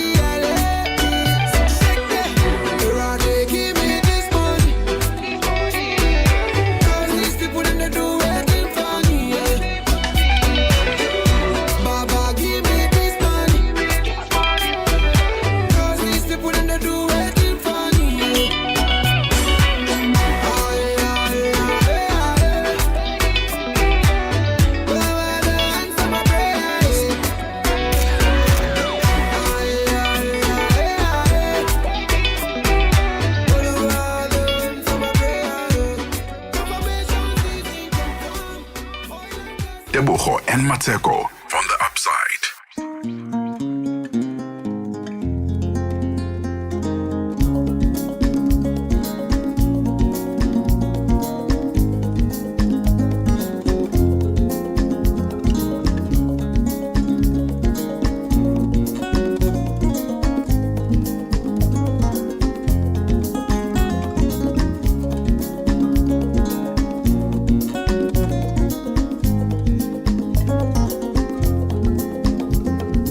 Afriki denu wilila kayewa sinayala dorojanta mala yalla ani fenyini ni ma fen soro ina fenye follow onye be bismillah horonyala jatiki yalla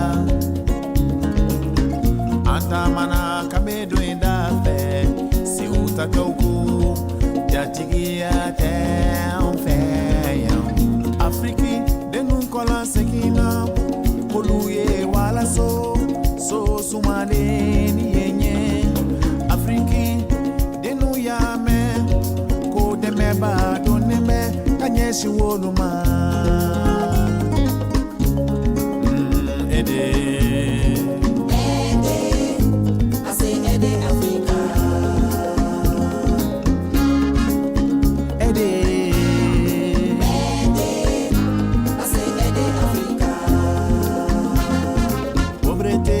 Destination Africa, corruption, destination Africa, gouvernance et ensablée d'Africa, les guerres et génocide Africa. United Nations aussi a décidé dans son programme de développer Africa, diminuer sa pauvreté, diminuer sa pandémie du sida, diminuer le décès de ses enfants, diminuer tout ce qu'elle doit, toi, maman. Africa.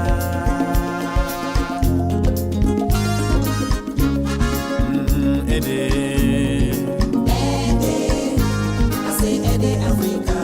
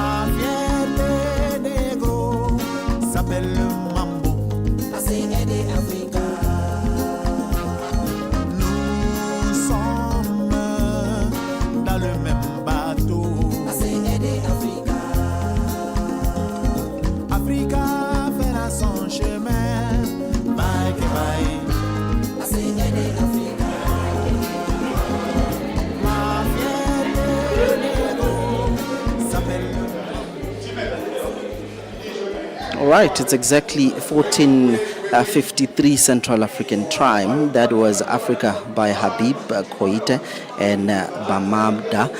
Before that, I played you Potara King featuring Davido. The song is Confirmed. Well, we're still coming to you live from Vets University, Vets Business School.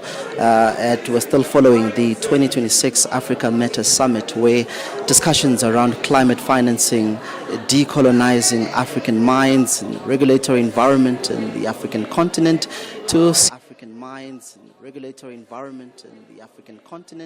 to see if whether or not it's conducive or discouraging investment. And of course, on set or in studio, I'm joined by the queen of late night radio, Tsepiso Mapeta. What an ambiguous title.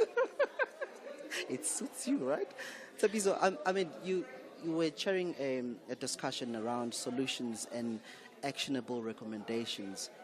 What must change now? What are they saying? Do you perhaps think that negotiators need to put an incredible value proposition when talking about the issues of financing climate in the continent? I think, Innocent, what came out very clearly is that Africa does not lack the ambition. It does not lack the frameworks. And if delivery is the problem, then let us change the financial or regulatory systems. And in order to do that, it was clear that we need a mindset change as well. Because the issue was raised through the first panel, that of context. And often when we talk about the design of these loans, of these grants, we do talk about the need to, we can't say Africa must develop, and yet we give them loans. When we look at our financial systems, or rather how those loans are designed. So you give us loans with, say, $100 billion worth, and you look at our currency strength, and with these internal and external shocks that we're facing as a result of finance crisis, it stands to reason that we are going to find ourselves in a very constricted space, because we have to have national interests, service those who are in dire emergency situations at home, and yet at the same time people want to talk about Africa being a risky place to invest because of lack of debt servicing. So that kind of mentality needs to think, and I think the issue, the point was also raised earlier on that we're not poor. I mean, the rest of the world is knocking at our door. And I think a very interesting point was raised earlier on about, so if we're going to say blended finance, how is that going to work exactly? What are we trading? Because the mispricing of Africa is also part of the problem. So are we sitting with a situation where we have to balance debt sustainability and climate financing? Or do you think we can be able to mobilize our own resources? I think that's what came out. It's also about how you allocate funds, but accountability came out very strongly in this last session. So in other words, if I hear you correctly, Tsepiso, it does seem as though there's a need for policy alignment on the continent. Policy alignment and policy rethinking, reframing. Again, I go back to what Alan Mukoko was saying about, you know the saying that you can't solve a problem with the mind that created it. If our Northern Hemisphere so-called partners, our donors, are the ones who design the terms for us without knowing, without properly valuing Africa, because of those perceptions, we're not going to come right, so to speak. And it makes sense, because how do you explain Nigeria at 60? They do not have their own refinery capabilities. I mean, Dangote is doing it, but it should have been done in a much bigger scale. Does it mean then that these laws, colonial laws, are still intact? It doesn't matter who's in office. I mean, whoever comes to office, they would have to now succumb to those laws that were put by the colonial, masters to basically move forward. I mean, Kumi Naidu made a very brilliant point. He said, if you want climate financing, tell us what it's for. And that's a question I was asking this panel now, to say we're coming up with resolutions. But are we clear what we want that climate financing for? Especially if we look at the most vulnerable of our communities.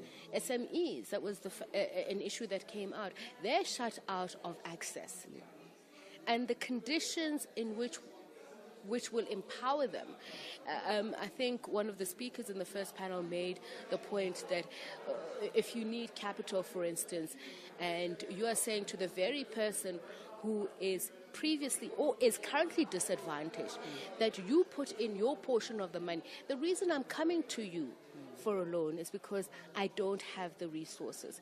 And I think it was Alan Mukoko who was making the point earlier on that when we look at FDIs, we also need to rethink there.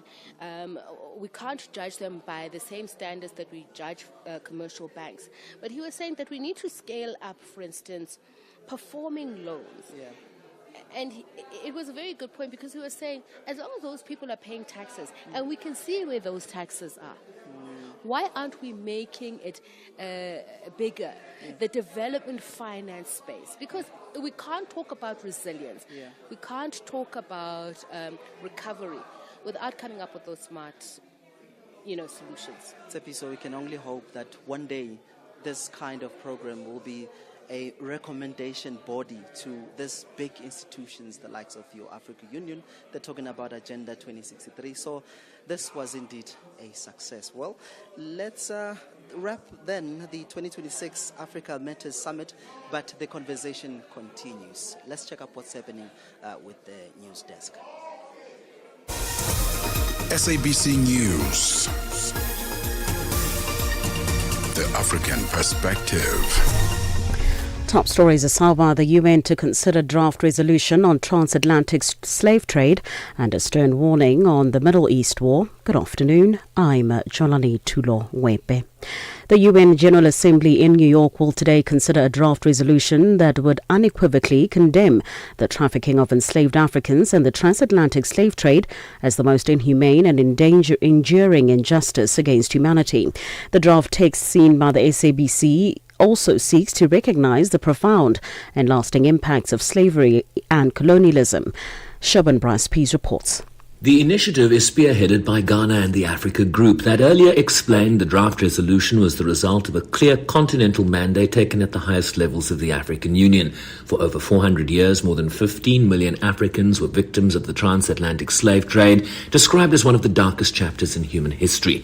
The proposed passage of the text today would be on the International Day of Remembrance for the victims of slavery and the transatlantic slave trade that offers the opportunity to honor those who suffered and died at the hands of a brutal slavery system. Ghana's President John Mahama said it sought to move the international community from acknowledgement to action, from recognition of historical injustice to a structured dialogue on repair. A post-mortem examination is expected to begin today after the discovery of dozens of bodies, mostly children, in a mass grave in the western Kenyan town of Kericho.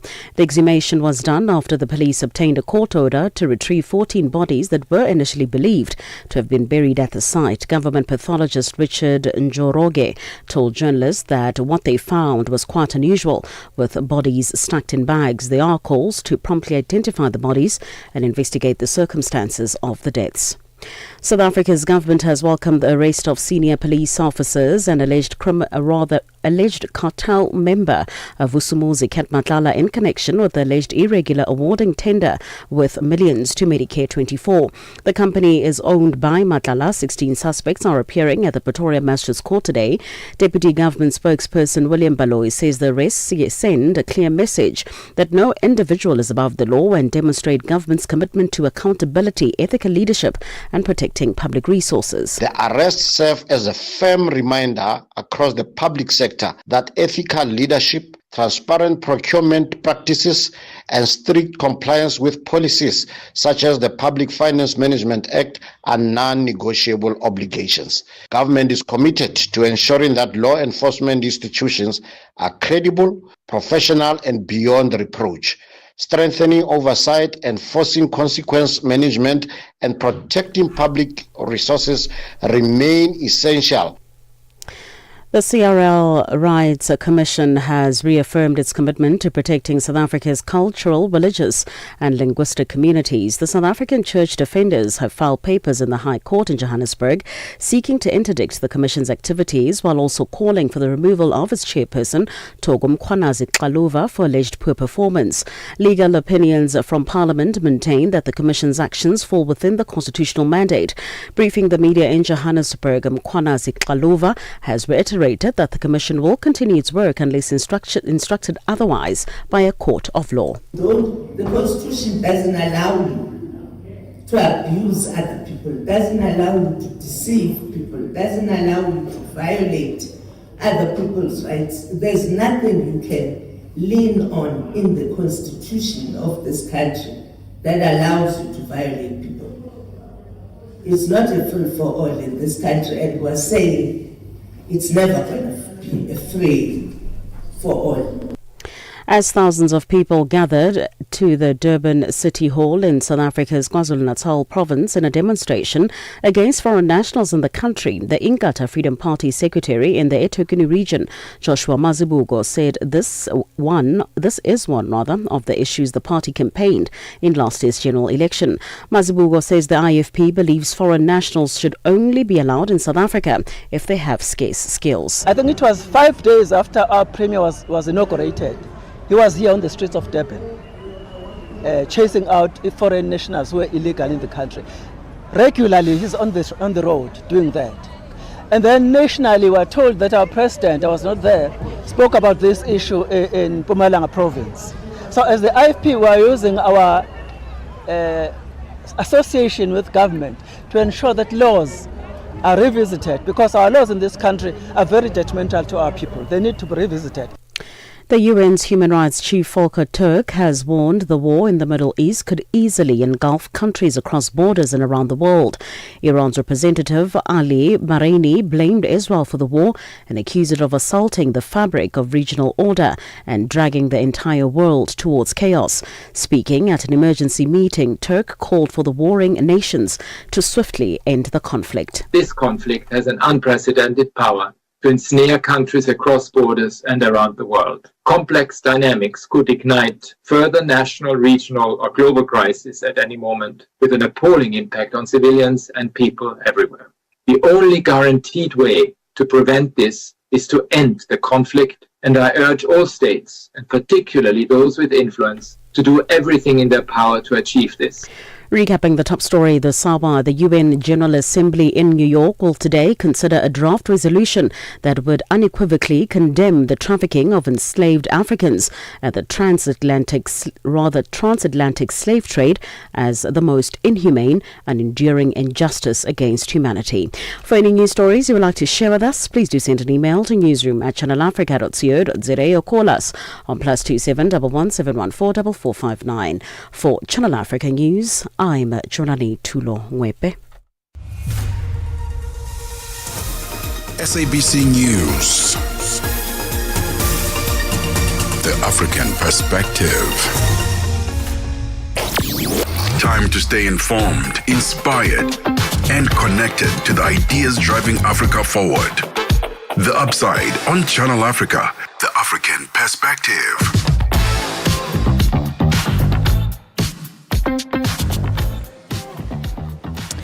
Well, here we are, 7 minutes.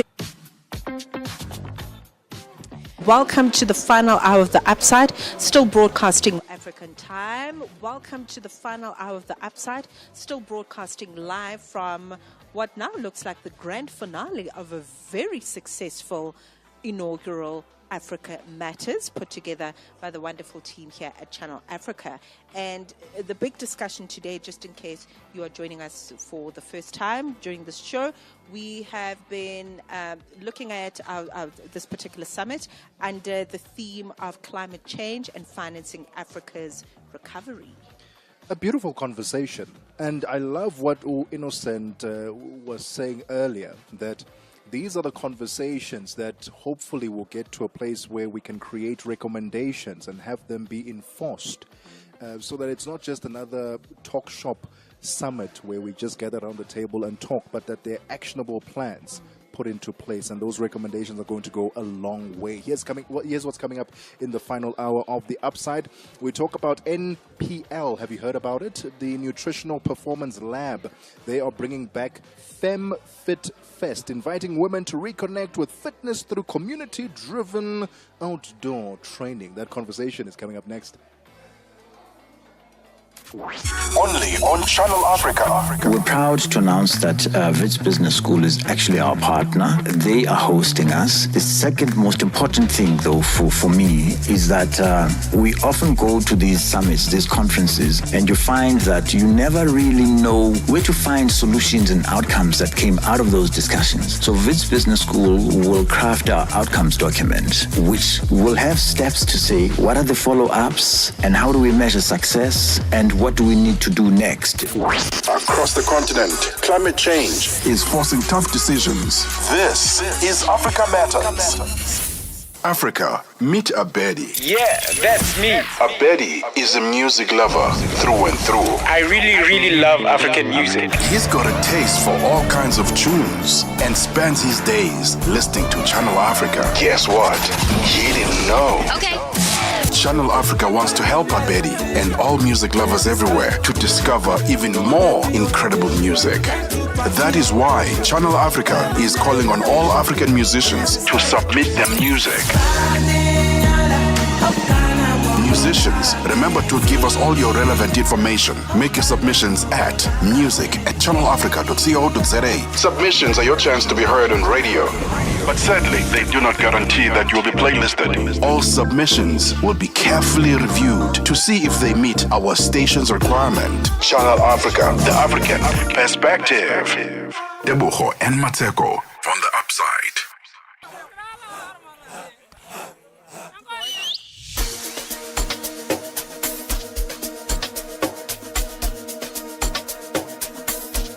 It's the kids, baby. Jason Derulo, Hasimba Duma.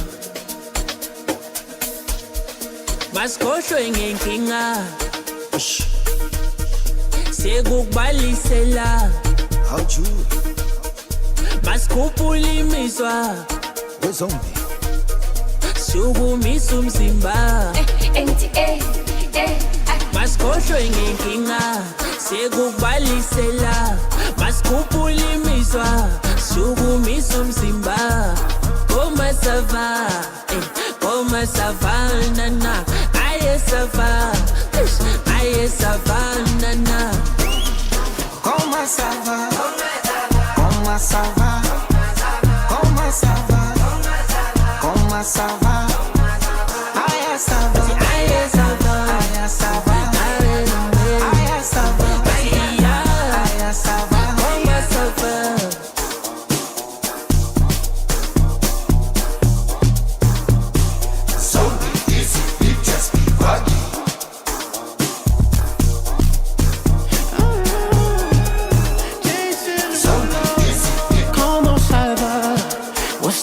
To love you, would you still leave here with me if I didn't have $1? You fucked up my brother, put lipstick on my color. Could be my dirty secret if we keep it undercover. Como sava, it's nice to meet you. You couldn't wait, so you said fuck me in the club. What made you walk my way? Was it my smile or my diamond Rolex? You ain't seen nobody else in the place till you heard me say, Como sava, como sava, como sava, como sava. Aye sava, aye sava, aye sava, aye sava, aye sava.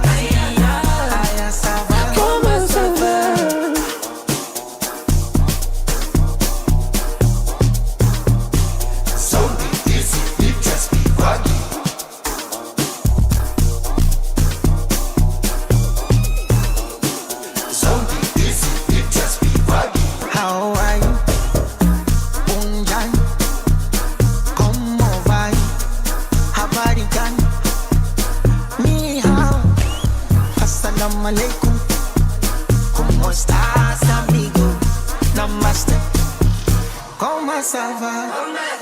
Comment ça va? Comment ça va? Comment ça va? Aïe, ça va. Aïe, ça va. Aïe, ça va. Aïe, ça va. Aïe, ça va. Comment ça va?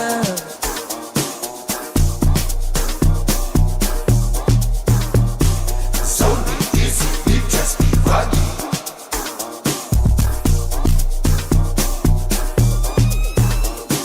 So easy.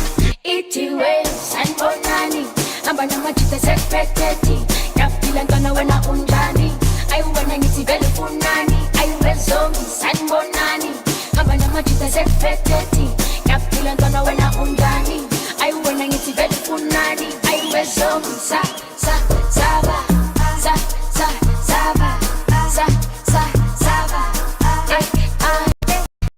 Comment ça va? Comment ça va? Comment ça va? Comment ça va? Aïe, ça va. Aïe, ça va. Aïe, ça va. Aïe, ça va. Aïe, ça va. Comment ça va? Comment ça va? Comment ça va? Comment ça va? Aïe, ça va. Aïe, ça va. Aïe, ça va. Aïe, ça va. Aïe, ça va.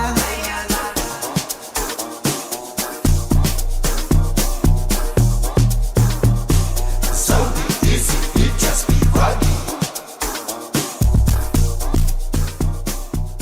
No matter where you are, Channel Africa is always with you.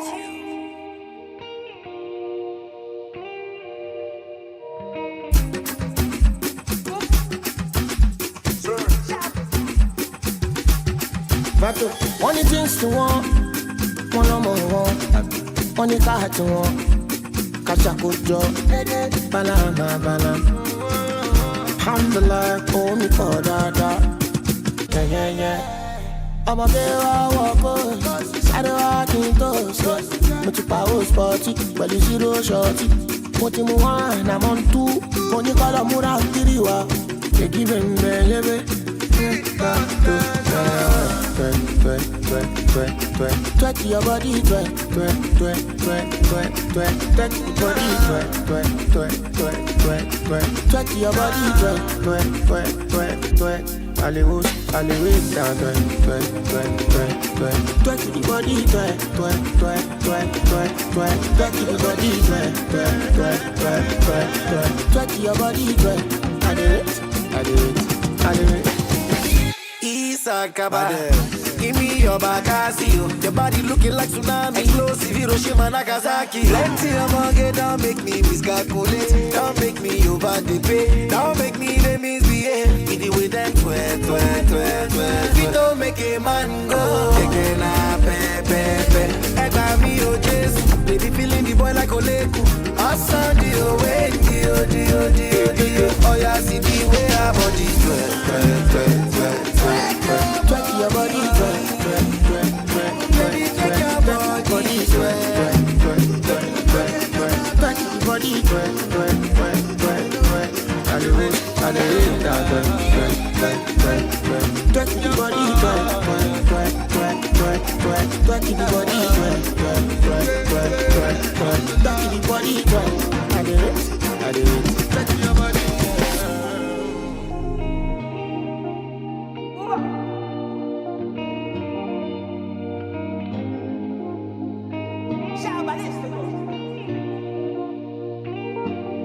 Your body looking like tsunami. Explosive Hiroshima, Nagasaki. Plenty of money, don't make me miscalculate. Don't make me over the pay. Don't make me the misbehave. With the way them twerk. We don't make a man go. Taking a pepe. Eba mi o Jesus. Baby feeling the boy like Oleku. Asa dio. Oh yeah, see the way our body twerk. Twerk your body, twerk. Baby, take your body, twerk. Twerk your body, twerk. I do it, twerk your body,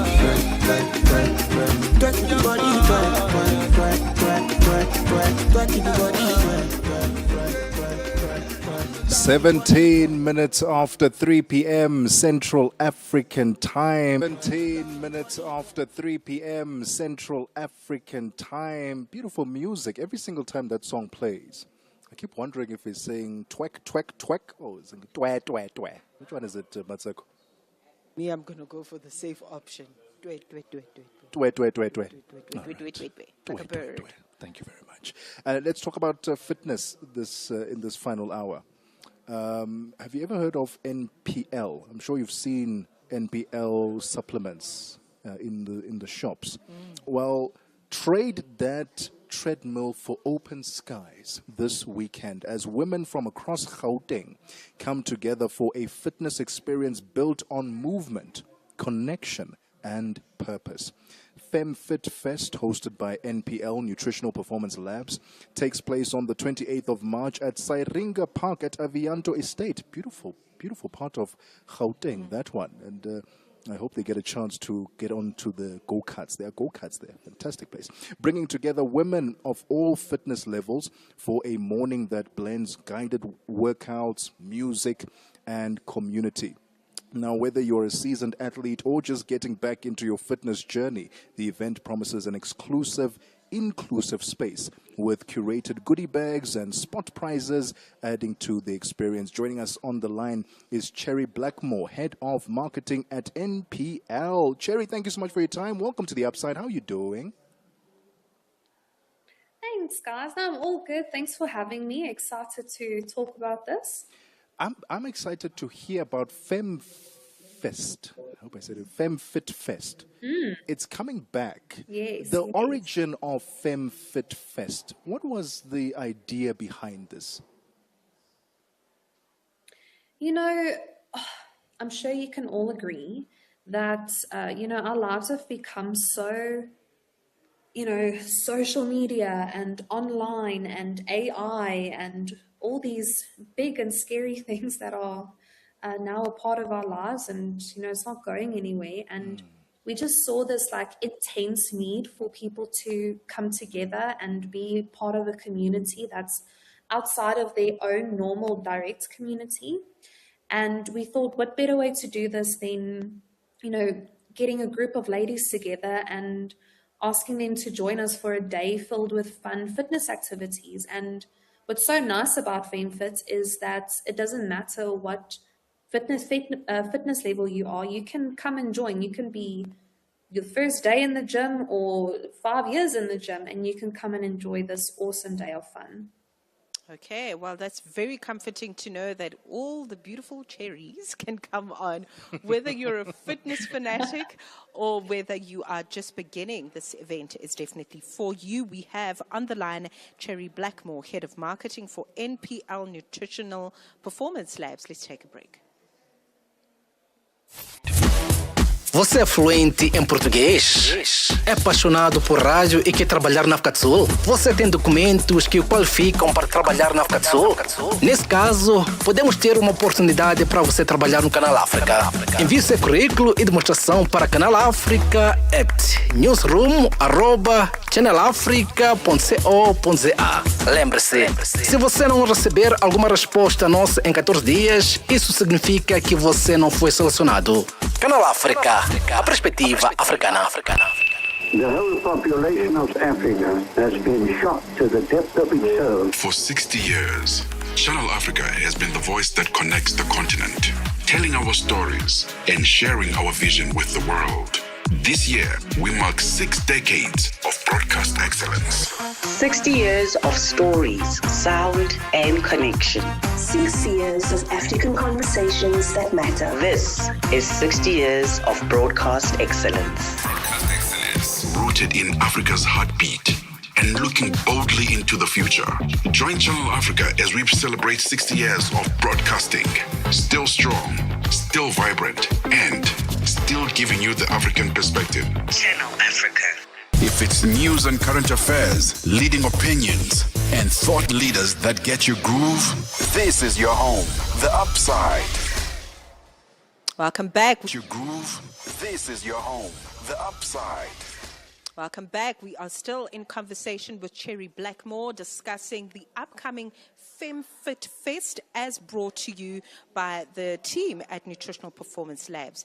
Cherry, let's talk about the guided sessions that are going to be happening on the day and what the ladies can expect this year. Thank you. So we'll kick off the morning with a nice little warm up, just to get the blood pumping and get all the joints heated up.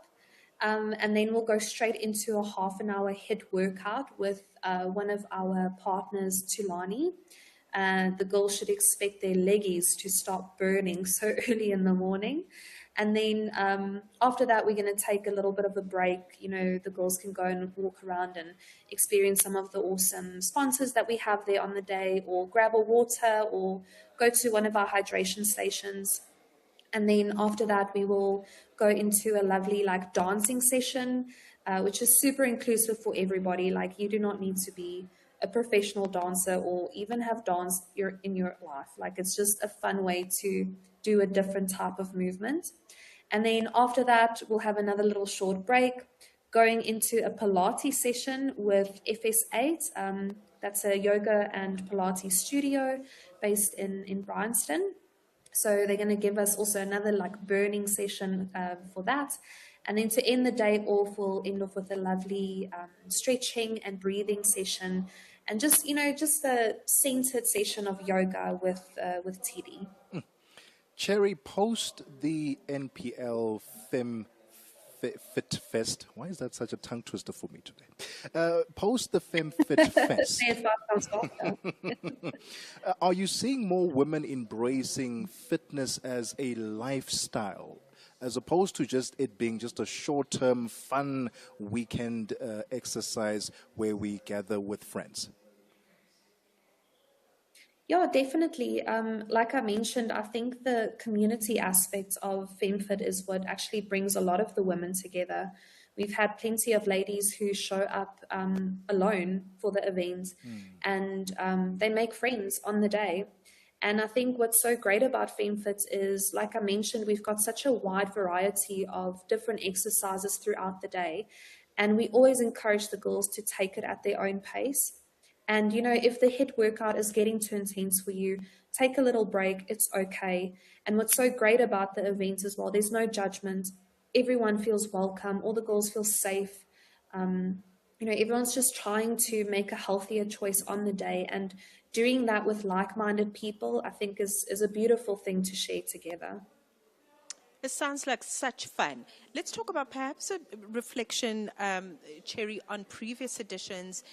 Beyond the fitness, what else have you seen, perhaps from a building community perspective and bringing together the fitness community, if you will, together, so that we can learn from one another and also learn about new technologies. You mentioned Pilates and other types of workouts that women may never have heard of before. So talk to us about previous editions and how they have been able to strengthen the fitness community, especially for women.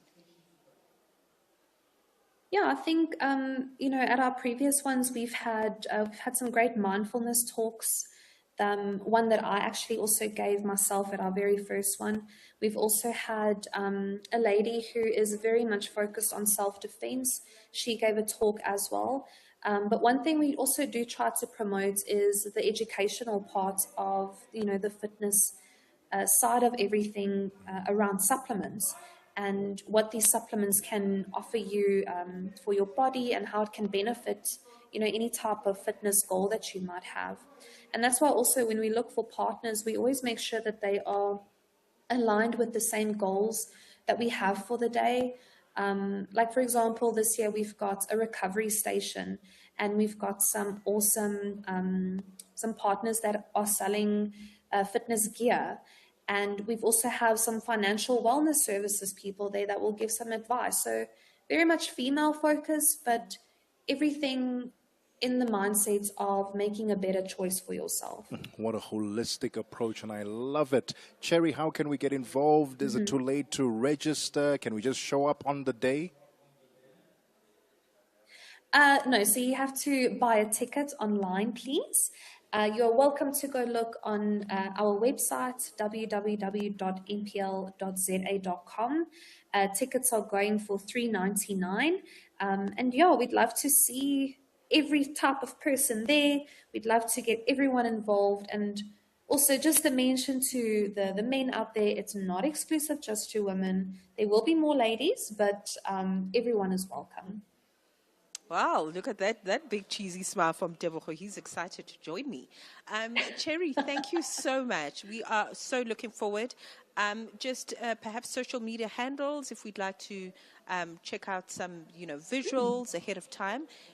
Can you direct us somewhere? Yeah, please. We'd love for you guys to visit our Pro Lifestyle page. So NPL has a range called Pro Lifestyle, and this event specifically is for, like I said, it's more towards the female partners, and they can visit NPL_Pro Lifestyle. Amazing. Cherry, thank you so much for your time and all the best for this Fem Fit Fest. I said it properly. Thank you. Thanks for having me, guys. It was lovely chatting to you. Lovely chatting with you. The voice of Cherry Blackmore, Head of Marketing at NPL Fem Fit Fest, taking place on the 28th of March at the Syringa Park at Avianto Estate. That's in Mildersdrift. And remember, get your ticket. You can't just show up. Get your ticket, go to NPL on social media, go to their website and buy your ticket. Like I said, Syringa Park, what a beautiful place. It's, it's got amazing activities for the kids, so it can be a fantastic family affair. Bring the kids. There's a little kids area there. There are go-karts there if you want to test your need for speed. So what a brilliant venue they've chosen for this. Actually, it sounds like it. Now that you've endorsed it, I know that it is definitely the place to be, for sure. So we're all going to be there. Bring your friends, your femmes, your family, your man. Okay, if he's that way inclined, let's get fit together. It is 3:30. Fikile Lingwati. What's happening in sports? Sports on Channel Africa. The African perspective. Let's start off with boxing news. South African boxing is bracing for the thrilling conclusion of one of its most storied modern rivalries as Rooknab takes on Brendan Tays III on the 28th of March. This main set for Emperor's Palace on Saturday night is a trilogy bout that carries the weight of personal legacy and national prestige, with Nab out to prove he's the premier talent in the junior middleweight division. During the pre-fight press conference, a 27-year-old was quick to pay his respects to Andre Tays, the father of Brendan and a true legend of the sport. Well, first off, I'd just like to send my best wishes to the Tays family and wish the late great Andre Tays a happy birthday. He gave me my first start as a professional and put me onto the path which inevitably brought me to Golden Gloves and where I am today. So, I think Saturday night will definitely honour him. I think he's definitely proud and looking down on his boys and everything as a whole, as boxing very proudly. Secondly, thanks to Golden Gloves and IME, boxing has grown tremendously in this country and I think it's going to carry on going that way. To prepare for this fight, Nab made the difficult but necessary choice to be away from his family and head to England to sharpen his weapons over a 2-month period. Preparations in England was great. Tough camp, not an easy decision to leave my family for 2 months. I know I'm not the first fighter to do that, but I genuinely put myself in the most uncomfortable position possible by making those sacrifices to get ready for Brendan. I think that's just a testament to the respect that I have for him. We've both taken each other to deep waters and pushed each other really, really far, which is why we have the respect we have for each other. On to football news. World Football's governing body, FIFA, has cautioned stakeholders in Liberian Football Association, LFA, against taking elections-related disputes to ordinary courts, warning that such actions could trigger sanctions, including the possible suspension of the LFA. The warning follows a legal petition filed by Kessel Kuo, president of Fassel Football Club, who is seeking an injunction to hold the LFA elections scheduled for the 18th of April 2026, along with a declaratory judgment from a lower court in Liberia. In a formal communication to the LFA signed by Elkan Mamadov, FIFA's chief member associations officer, the global body emphasized that while it respects the authority of national courts, football-related disputes must be resolved within the sport's established legal framework. FIFA also cited provisions in the LFA statutes requiring all members to channel disputes, including those tied to elections, exclusively through arbitration bodies recognized by football authorities such as FIFA, CAF, and WAFU. On to rugby news.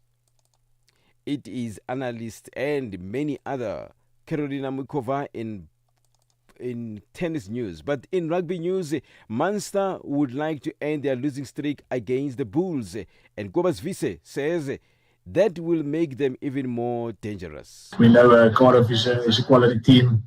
They are on the table where they are at the moment for a reason. They have a good quality side, good coaches, good systems in place, good defensive system.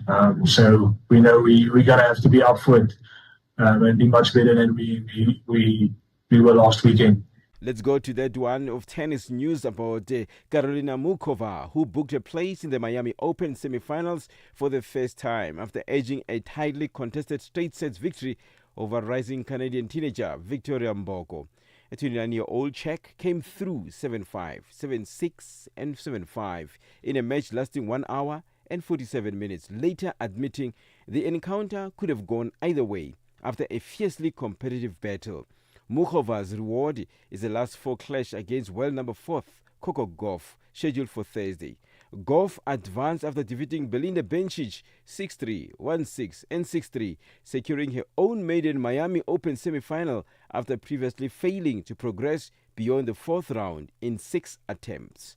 For any sports stories you'd like to share with us, please send an email to newsroom@channelafrica.co.za or call us on +2711 714 4459. This is Channel Africa Sport with me, Figure Nwati. Sports on Channel Africa. The African Perspective. Je, una jambo lolote akilini mwako? Je, una shauku kuhusu masuala muhimu? Na je, una maoni ambayo unataka yasikike? Kweli, hili jukwaa ni la kwako. Piga simu au tuandikie kwenda WhatsApp namba alama ya kujumulisha 2760552594 na tutakupigia simu. Mtangazaji wa habari zetu za Afrika Kusini mjini Johannesburg. Hivyo unaweza kuwa mshirika kwenye matangazo yetu. Sio mazungumzo tu, ni fursa yako ya kuchangia maoni yako na kushirikiana na jumuiya ya wasikilizaji wanaotamani mtazamo wako. Tufuate kwenye mitandao ya kijamii.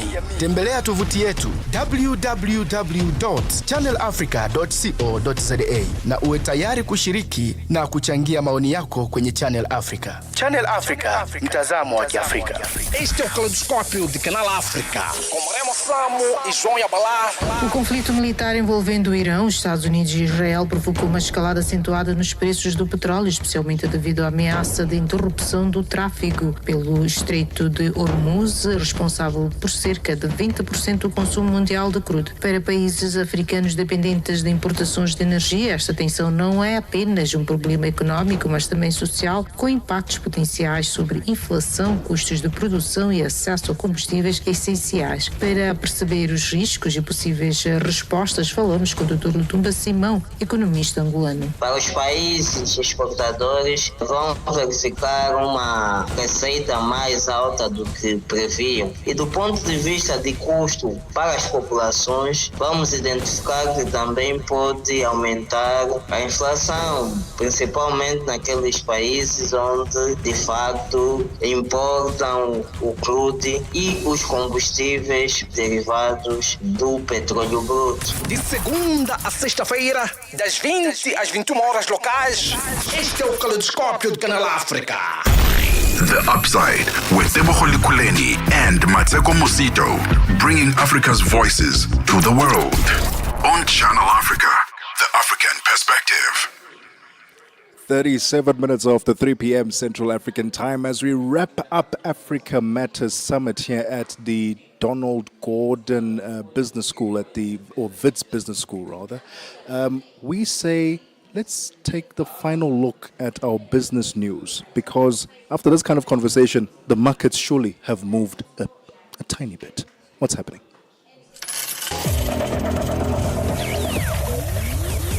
Business news On Channel Africa, the African perspective. Good afternoon, I'm Mosito Zuma. In your business news this hour, analysts are anticipating a shift in tone from the South African Reserve Bank as the recent spike in oil prices threatens to derail the inflation outlook. Now, the central bank is widely expected to keep the repo rate unchanged at 6.75% tomorrow, extending its pause after a similar decision in January. At its last meeting, it struck a cautious tone, holding steady while assessing whether inflation would continue to ease towards its 3% target. Investec chief economist Annabel Bishop says the escalation in the conflict in the Middle East is likely to prompt a more hawkish tone from policymakers. A small hike, even though it's not expected, would maybe preemptive in terms of higher inflationary pressures. Again, really not expected. So I think the Reserve Bank will obviously look at its inflation forecast. It'll probably redo it. It will look at its oil price forecast, which was at $65 a barrel, now over $100 a barrel. That will feed into its inflation models. And so we'll see changes in those types of forecasts. Farmers in South Africa's Northern Cape province have welcomed the agricultural incubation scheme that was launched through the Department of Small Business Development to provide support to poorly resourced farmers. The department committed about $559,000 to assist small-scale farmers in the province with agricultural training, financial support and access to agricultural infrastructure. The department has about 111 incubators across the country. Minister of Small Business Development Nstelanda Beni elaborates.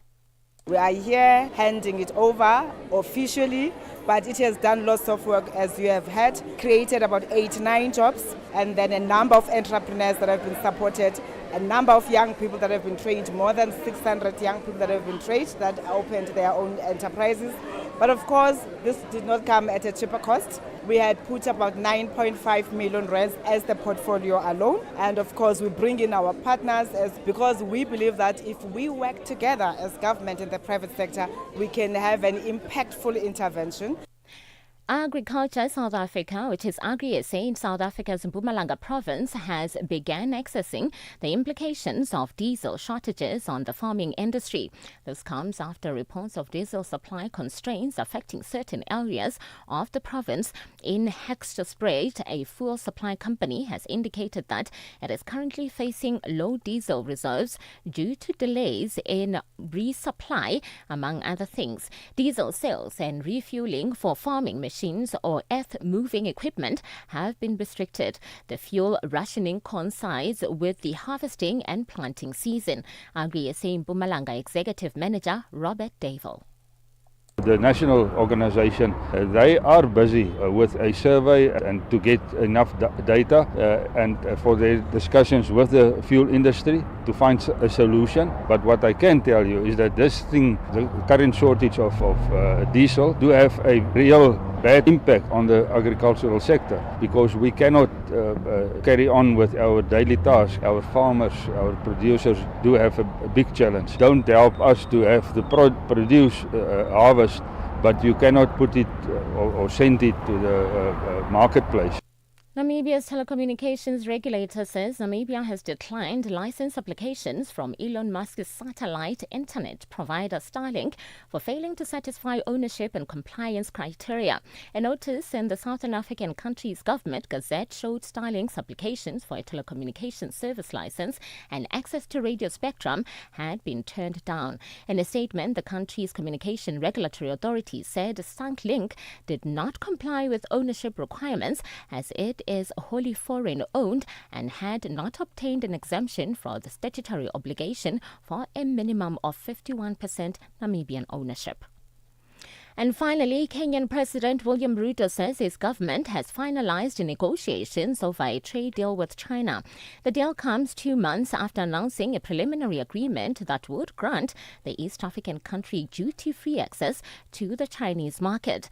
In January, Kenya said the preliminary deal would give 98% of its exports duty-free access to the large Chinese market. East Africa's largest or biggest economy has been forging closer ties ties with China, with Ruto making a state visit to Beijing last year, during which a number of financing and cooperation agreements were signed. The two countries' bilateral trade is currently heavily tilted in favor of China. Your financial indicators: $1 US in Nigeria is trading at 1,000 Naira 375. In Botswana is 13 Pula 52. Kenya, the dollar is trading at 128 shillings 63. And in Zambia, it's 19 Kwacha 11. The BRICS countries: $1 in Brazil is trading at 5 Real 24. Russia is 81 rubles or 1. India is 93 rupees 79. China is 6 yuan 88. And in South Africa, $1 is trading at 16 Rand 97. $1 is trading at 74 pence to the British pound and 86 to the euro. Looking at commodities, gold is trading at $4,562 and platinum at $1,962 per ounce, while the price of Brent crude oil is at $98.69 a barrel. Now, for any business news stories you would like to share with us, please send an email to newsroom@channelafrica.co.za or call us on +27 11 714 4459. For Channel Africa Business, I'm Mosito.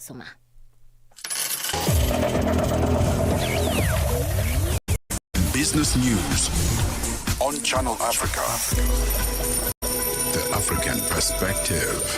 6 decades of rhythm, relevance, and relevance. We are Channel Africa, the African perspective. This is The Upside for the best African vibes, groundbreaking content.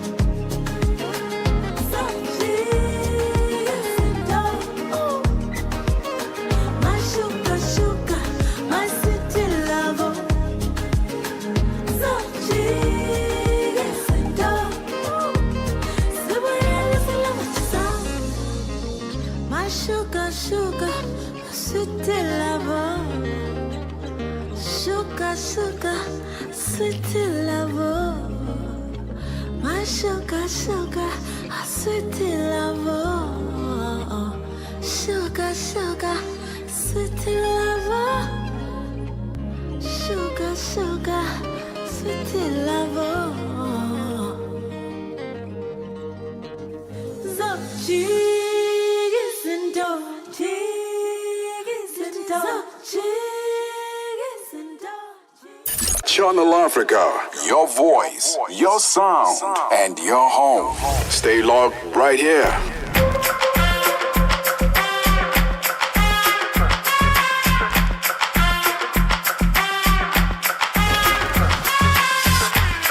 Let us be honest. I don't mind if I be honest. She in control, she feel on it. The patrol that calm me down. You like this, I like thing, my love. I love being your love. I'm tryna show you up. You up. She really the A-list girl. She really my favorite girl. I'm loving the way you twirl. You twirl in the Maybach. She really the A-list girl. She really my favorite girl. I'm loving the way you twirl. You twirl. Fresh up and it on me. You can't do it slowly. You're dirty wine, would you pen it for me? Take a picture in the shot sleeve. I had a feeling one of the things. You'll be there, isn't that stay?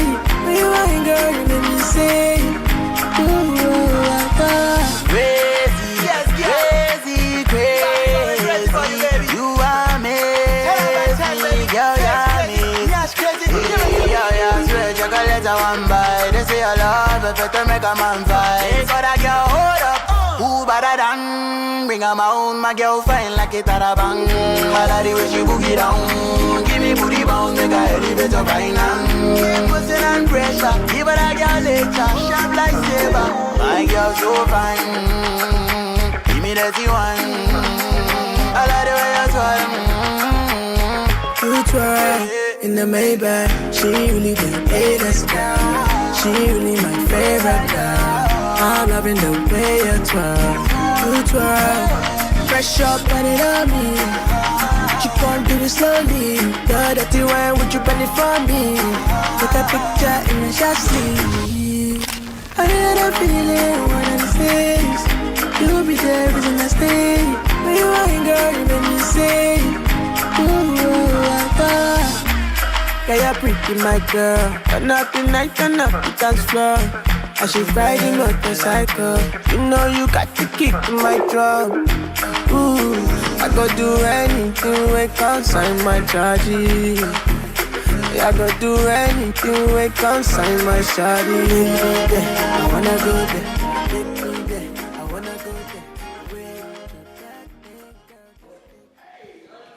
10 minutes before 4 p.m. Central African Time, Jigizindo by Berita, and then PM Central African Time, Jigizindo by Berita, and then Favorite Girl by Daku. Mmatsheko, Mosito, you are going to be out and about this weekend.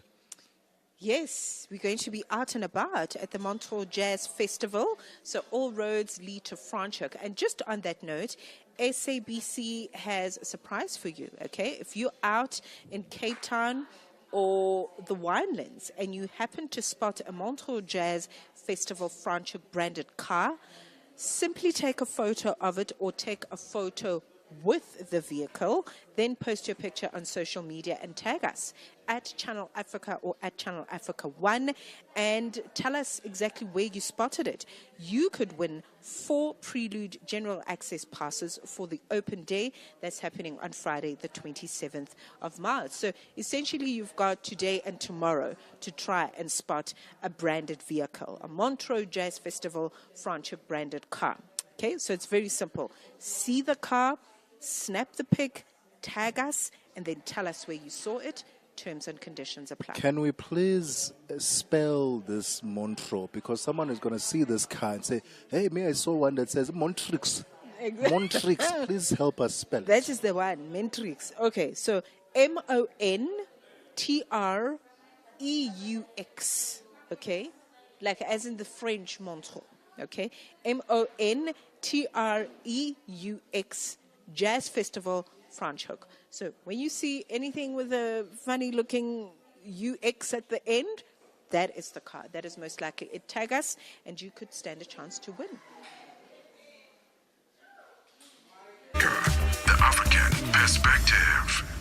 Africa at Play with Neto and ETO Chemane. Lelintle, talk to us about your relationship with your father, Coach Pitso. What is this one thing that he said to you that is still stuck at the top of your head? Coach Pitso and our mom, Moira Tlhagale, have always told us that whatever we do in life, we must do it to the best of our abilities and, represent our family well. But the big thing is do what you love and do it with all the passion that you have. And I think we see it in both their work. I mean, my mom has done a really good job with placing Coach Pitso in different clubs around the world, and she's negotiated contracts, and she's showing that as a woman you can also do work that is seen, and you can also get respect from men in a male-dominated space. And I think my dad has also shown that you must never underestimate the Black African man. Lelintle Mosimane, a South African communications and digital media professional. Lelintle is also a daughter to a great mentor when it comes to the game of football, Coach Jingles Mosimane. Live every Saturday and Sunday from 2 to 5 p.m. Africa Matters. The conversation on climate change and financing Africa's recovery. Only on Channel Africa. We're proud to announce that Wits Business School is actually our partner. They are hosting us. The second most important thing, though, for me, is that we often go to these summits, these conferences, and you find that you never really know where to find solutions and outcomes that came out of those discussions. So Wits Business School will craft our outcomes document, which will have steps to say what are the follow-ups and how do we measure success and what do we need to do next. Across the continent, climate change is forcing tough decisions. This is Africa Matters. The sound of Africa is evolving. Experience our new mobile app. Free to download, free to connect.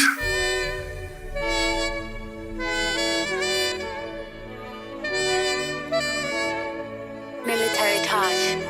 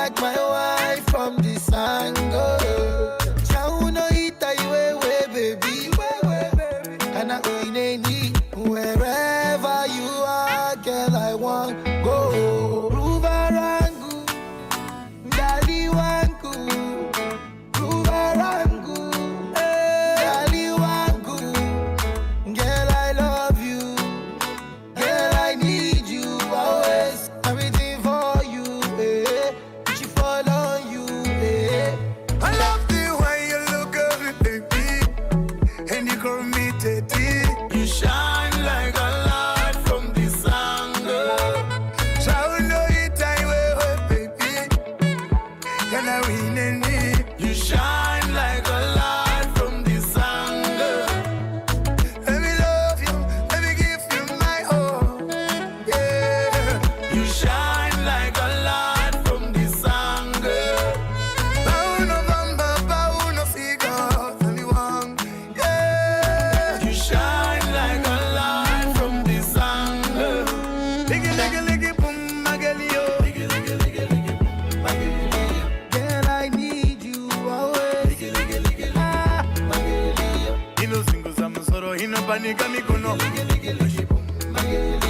Everything for you.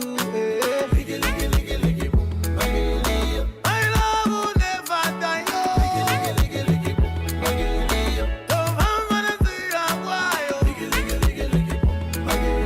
You don't leave me, don't let me go. Don't leave me, don't let me go.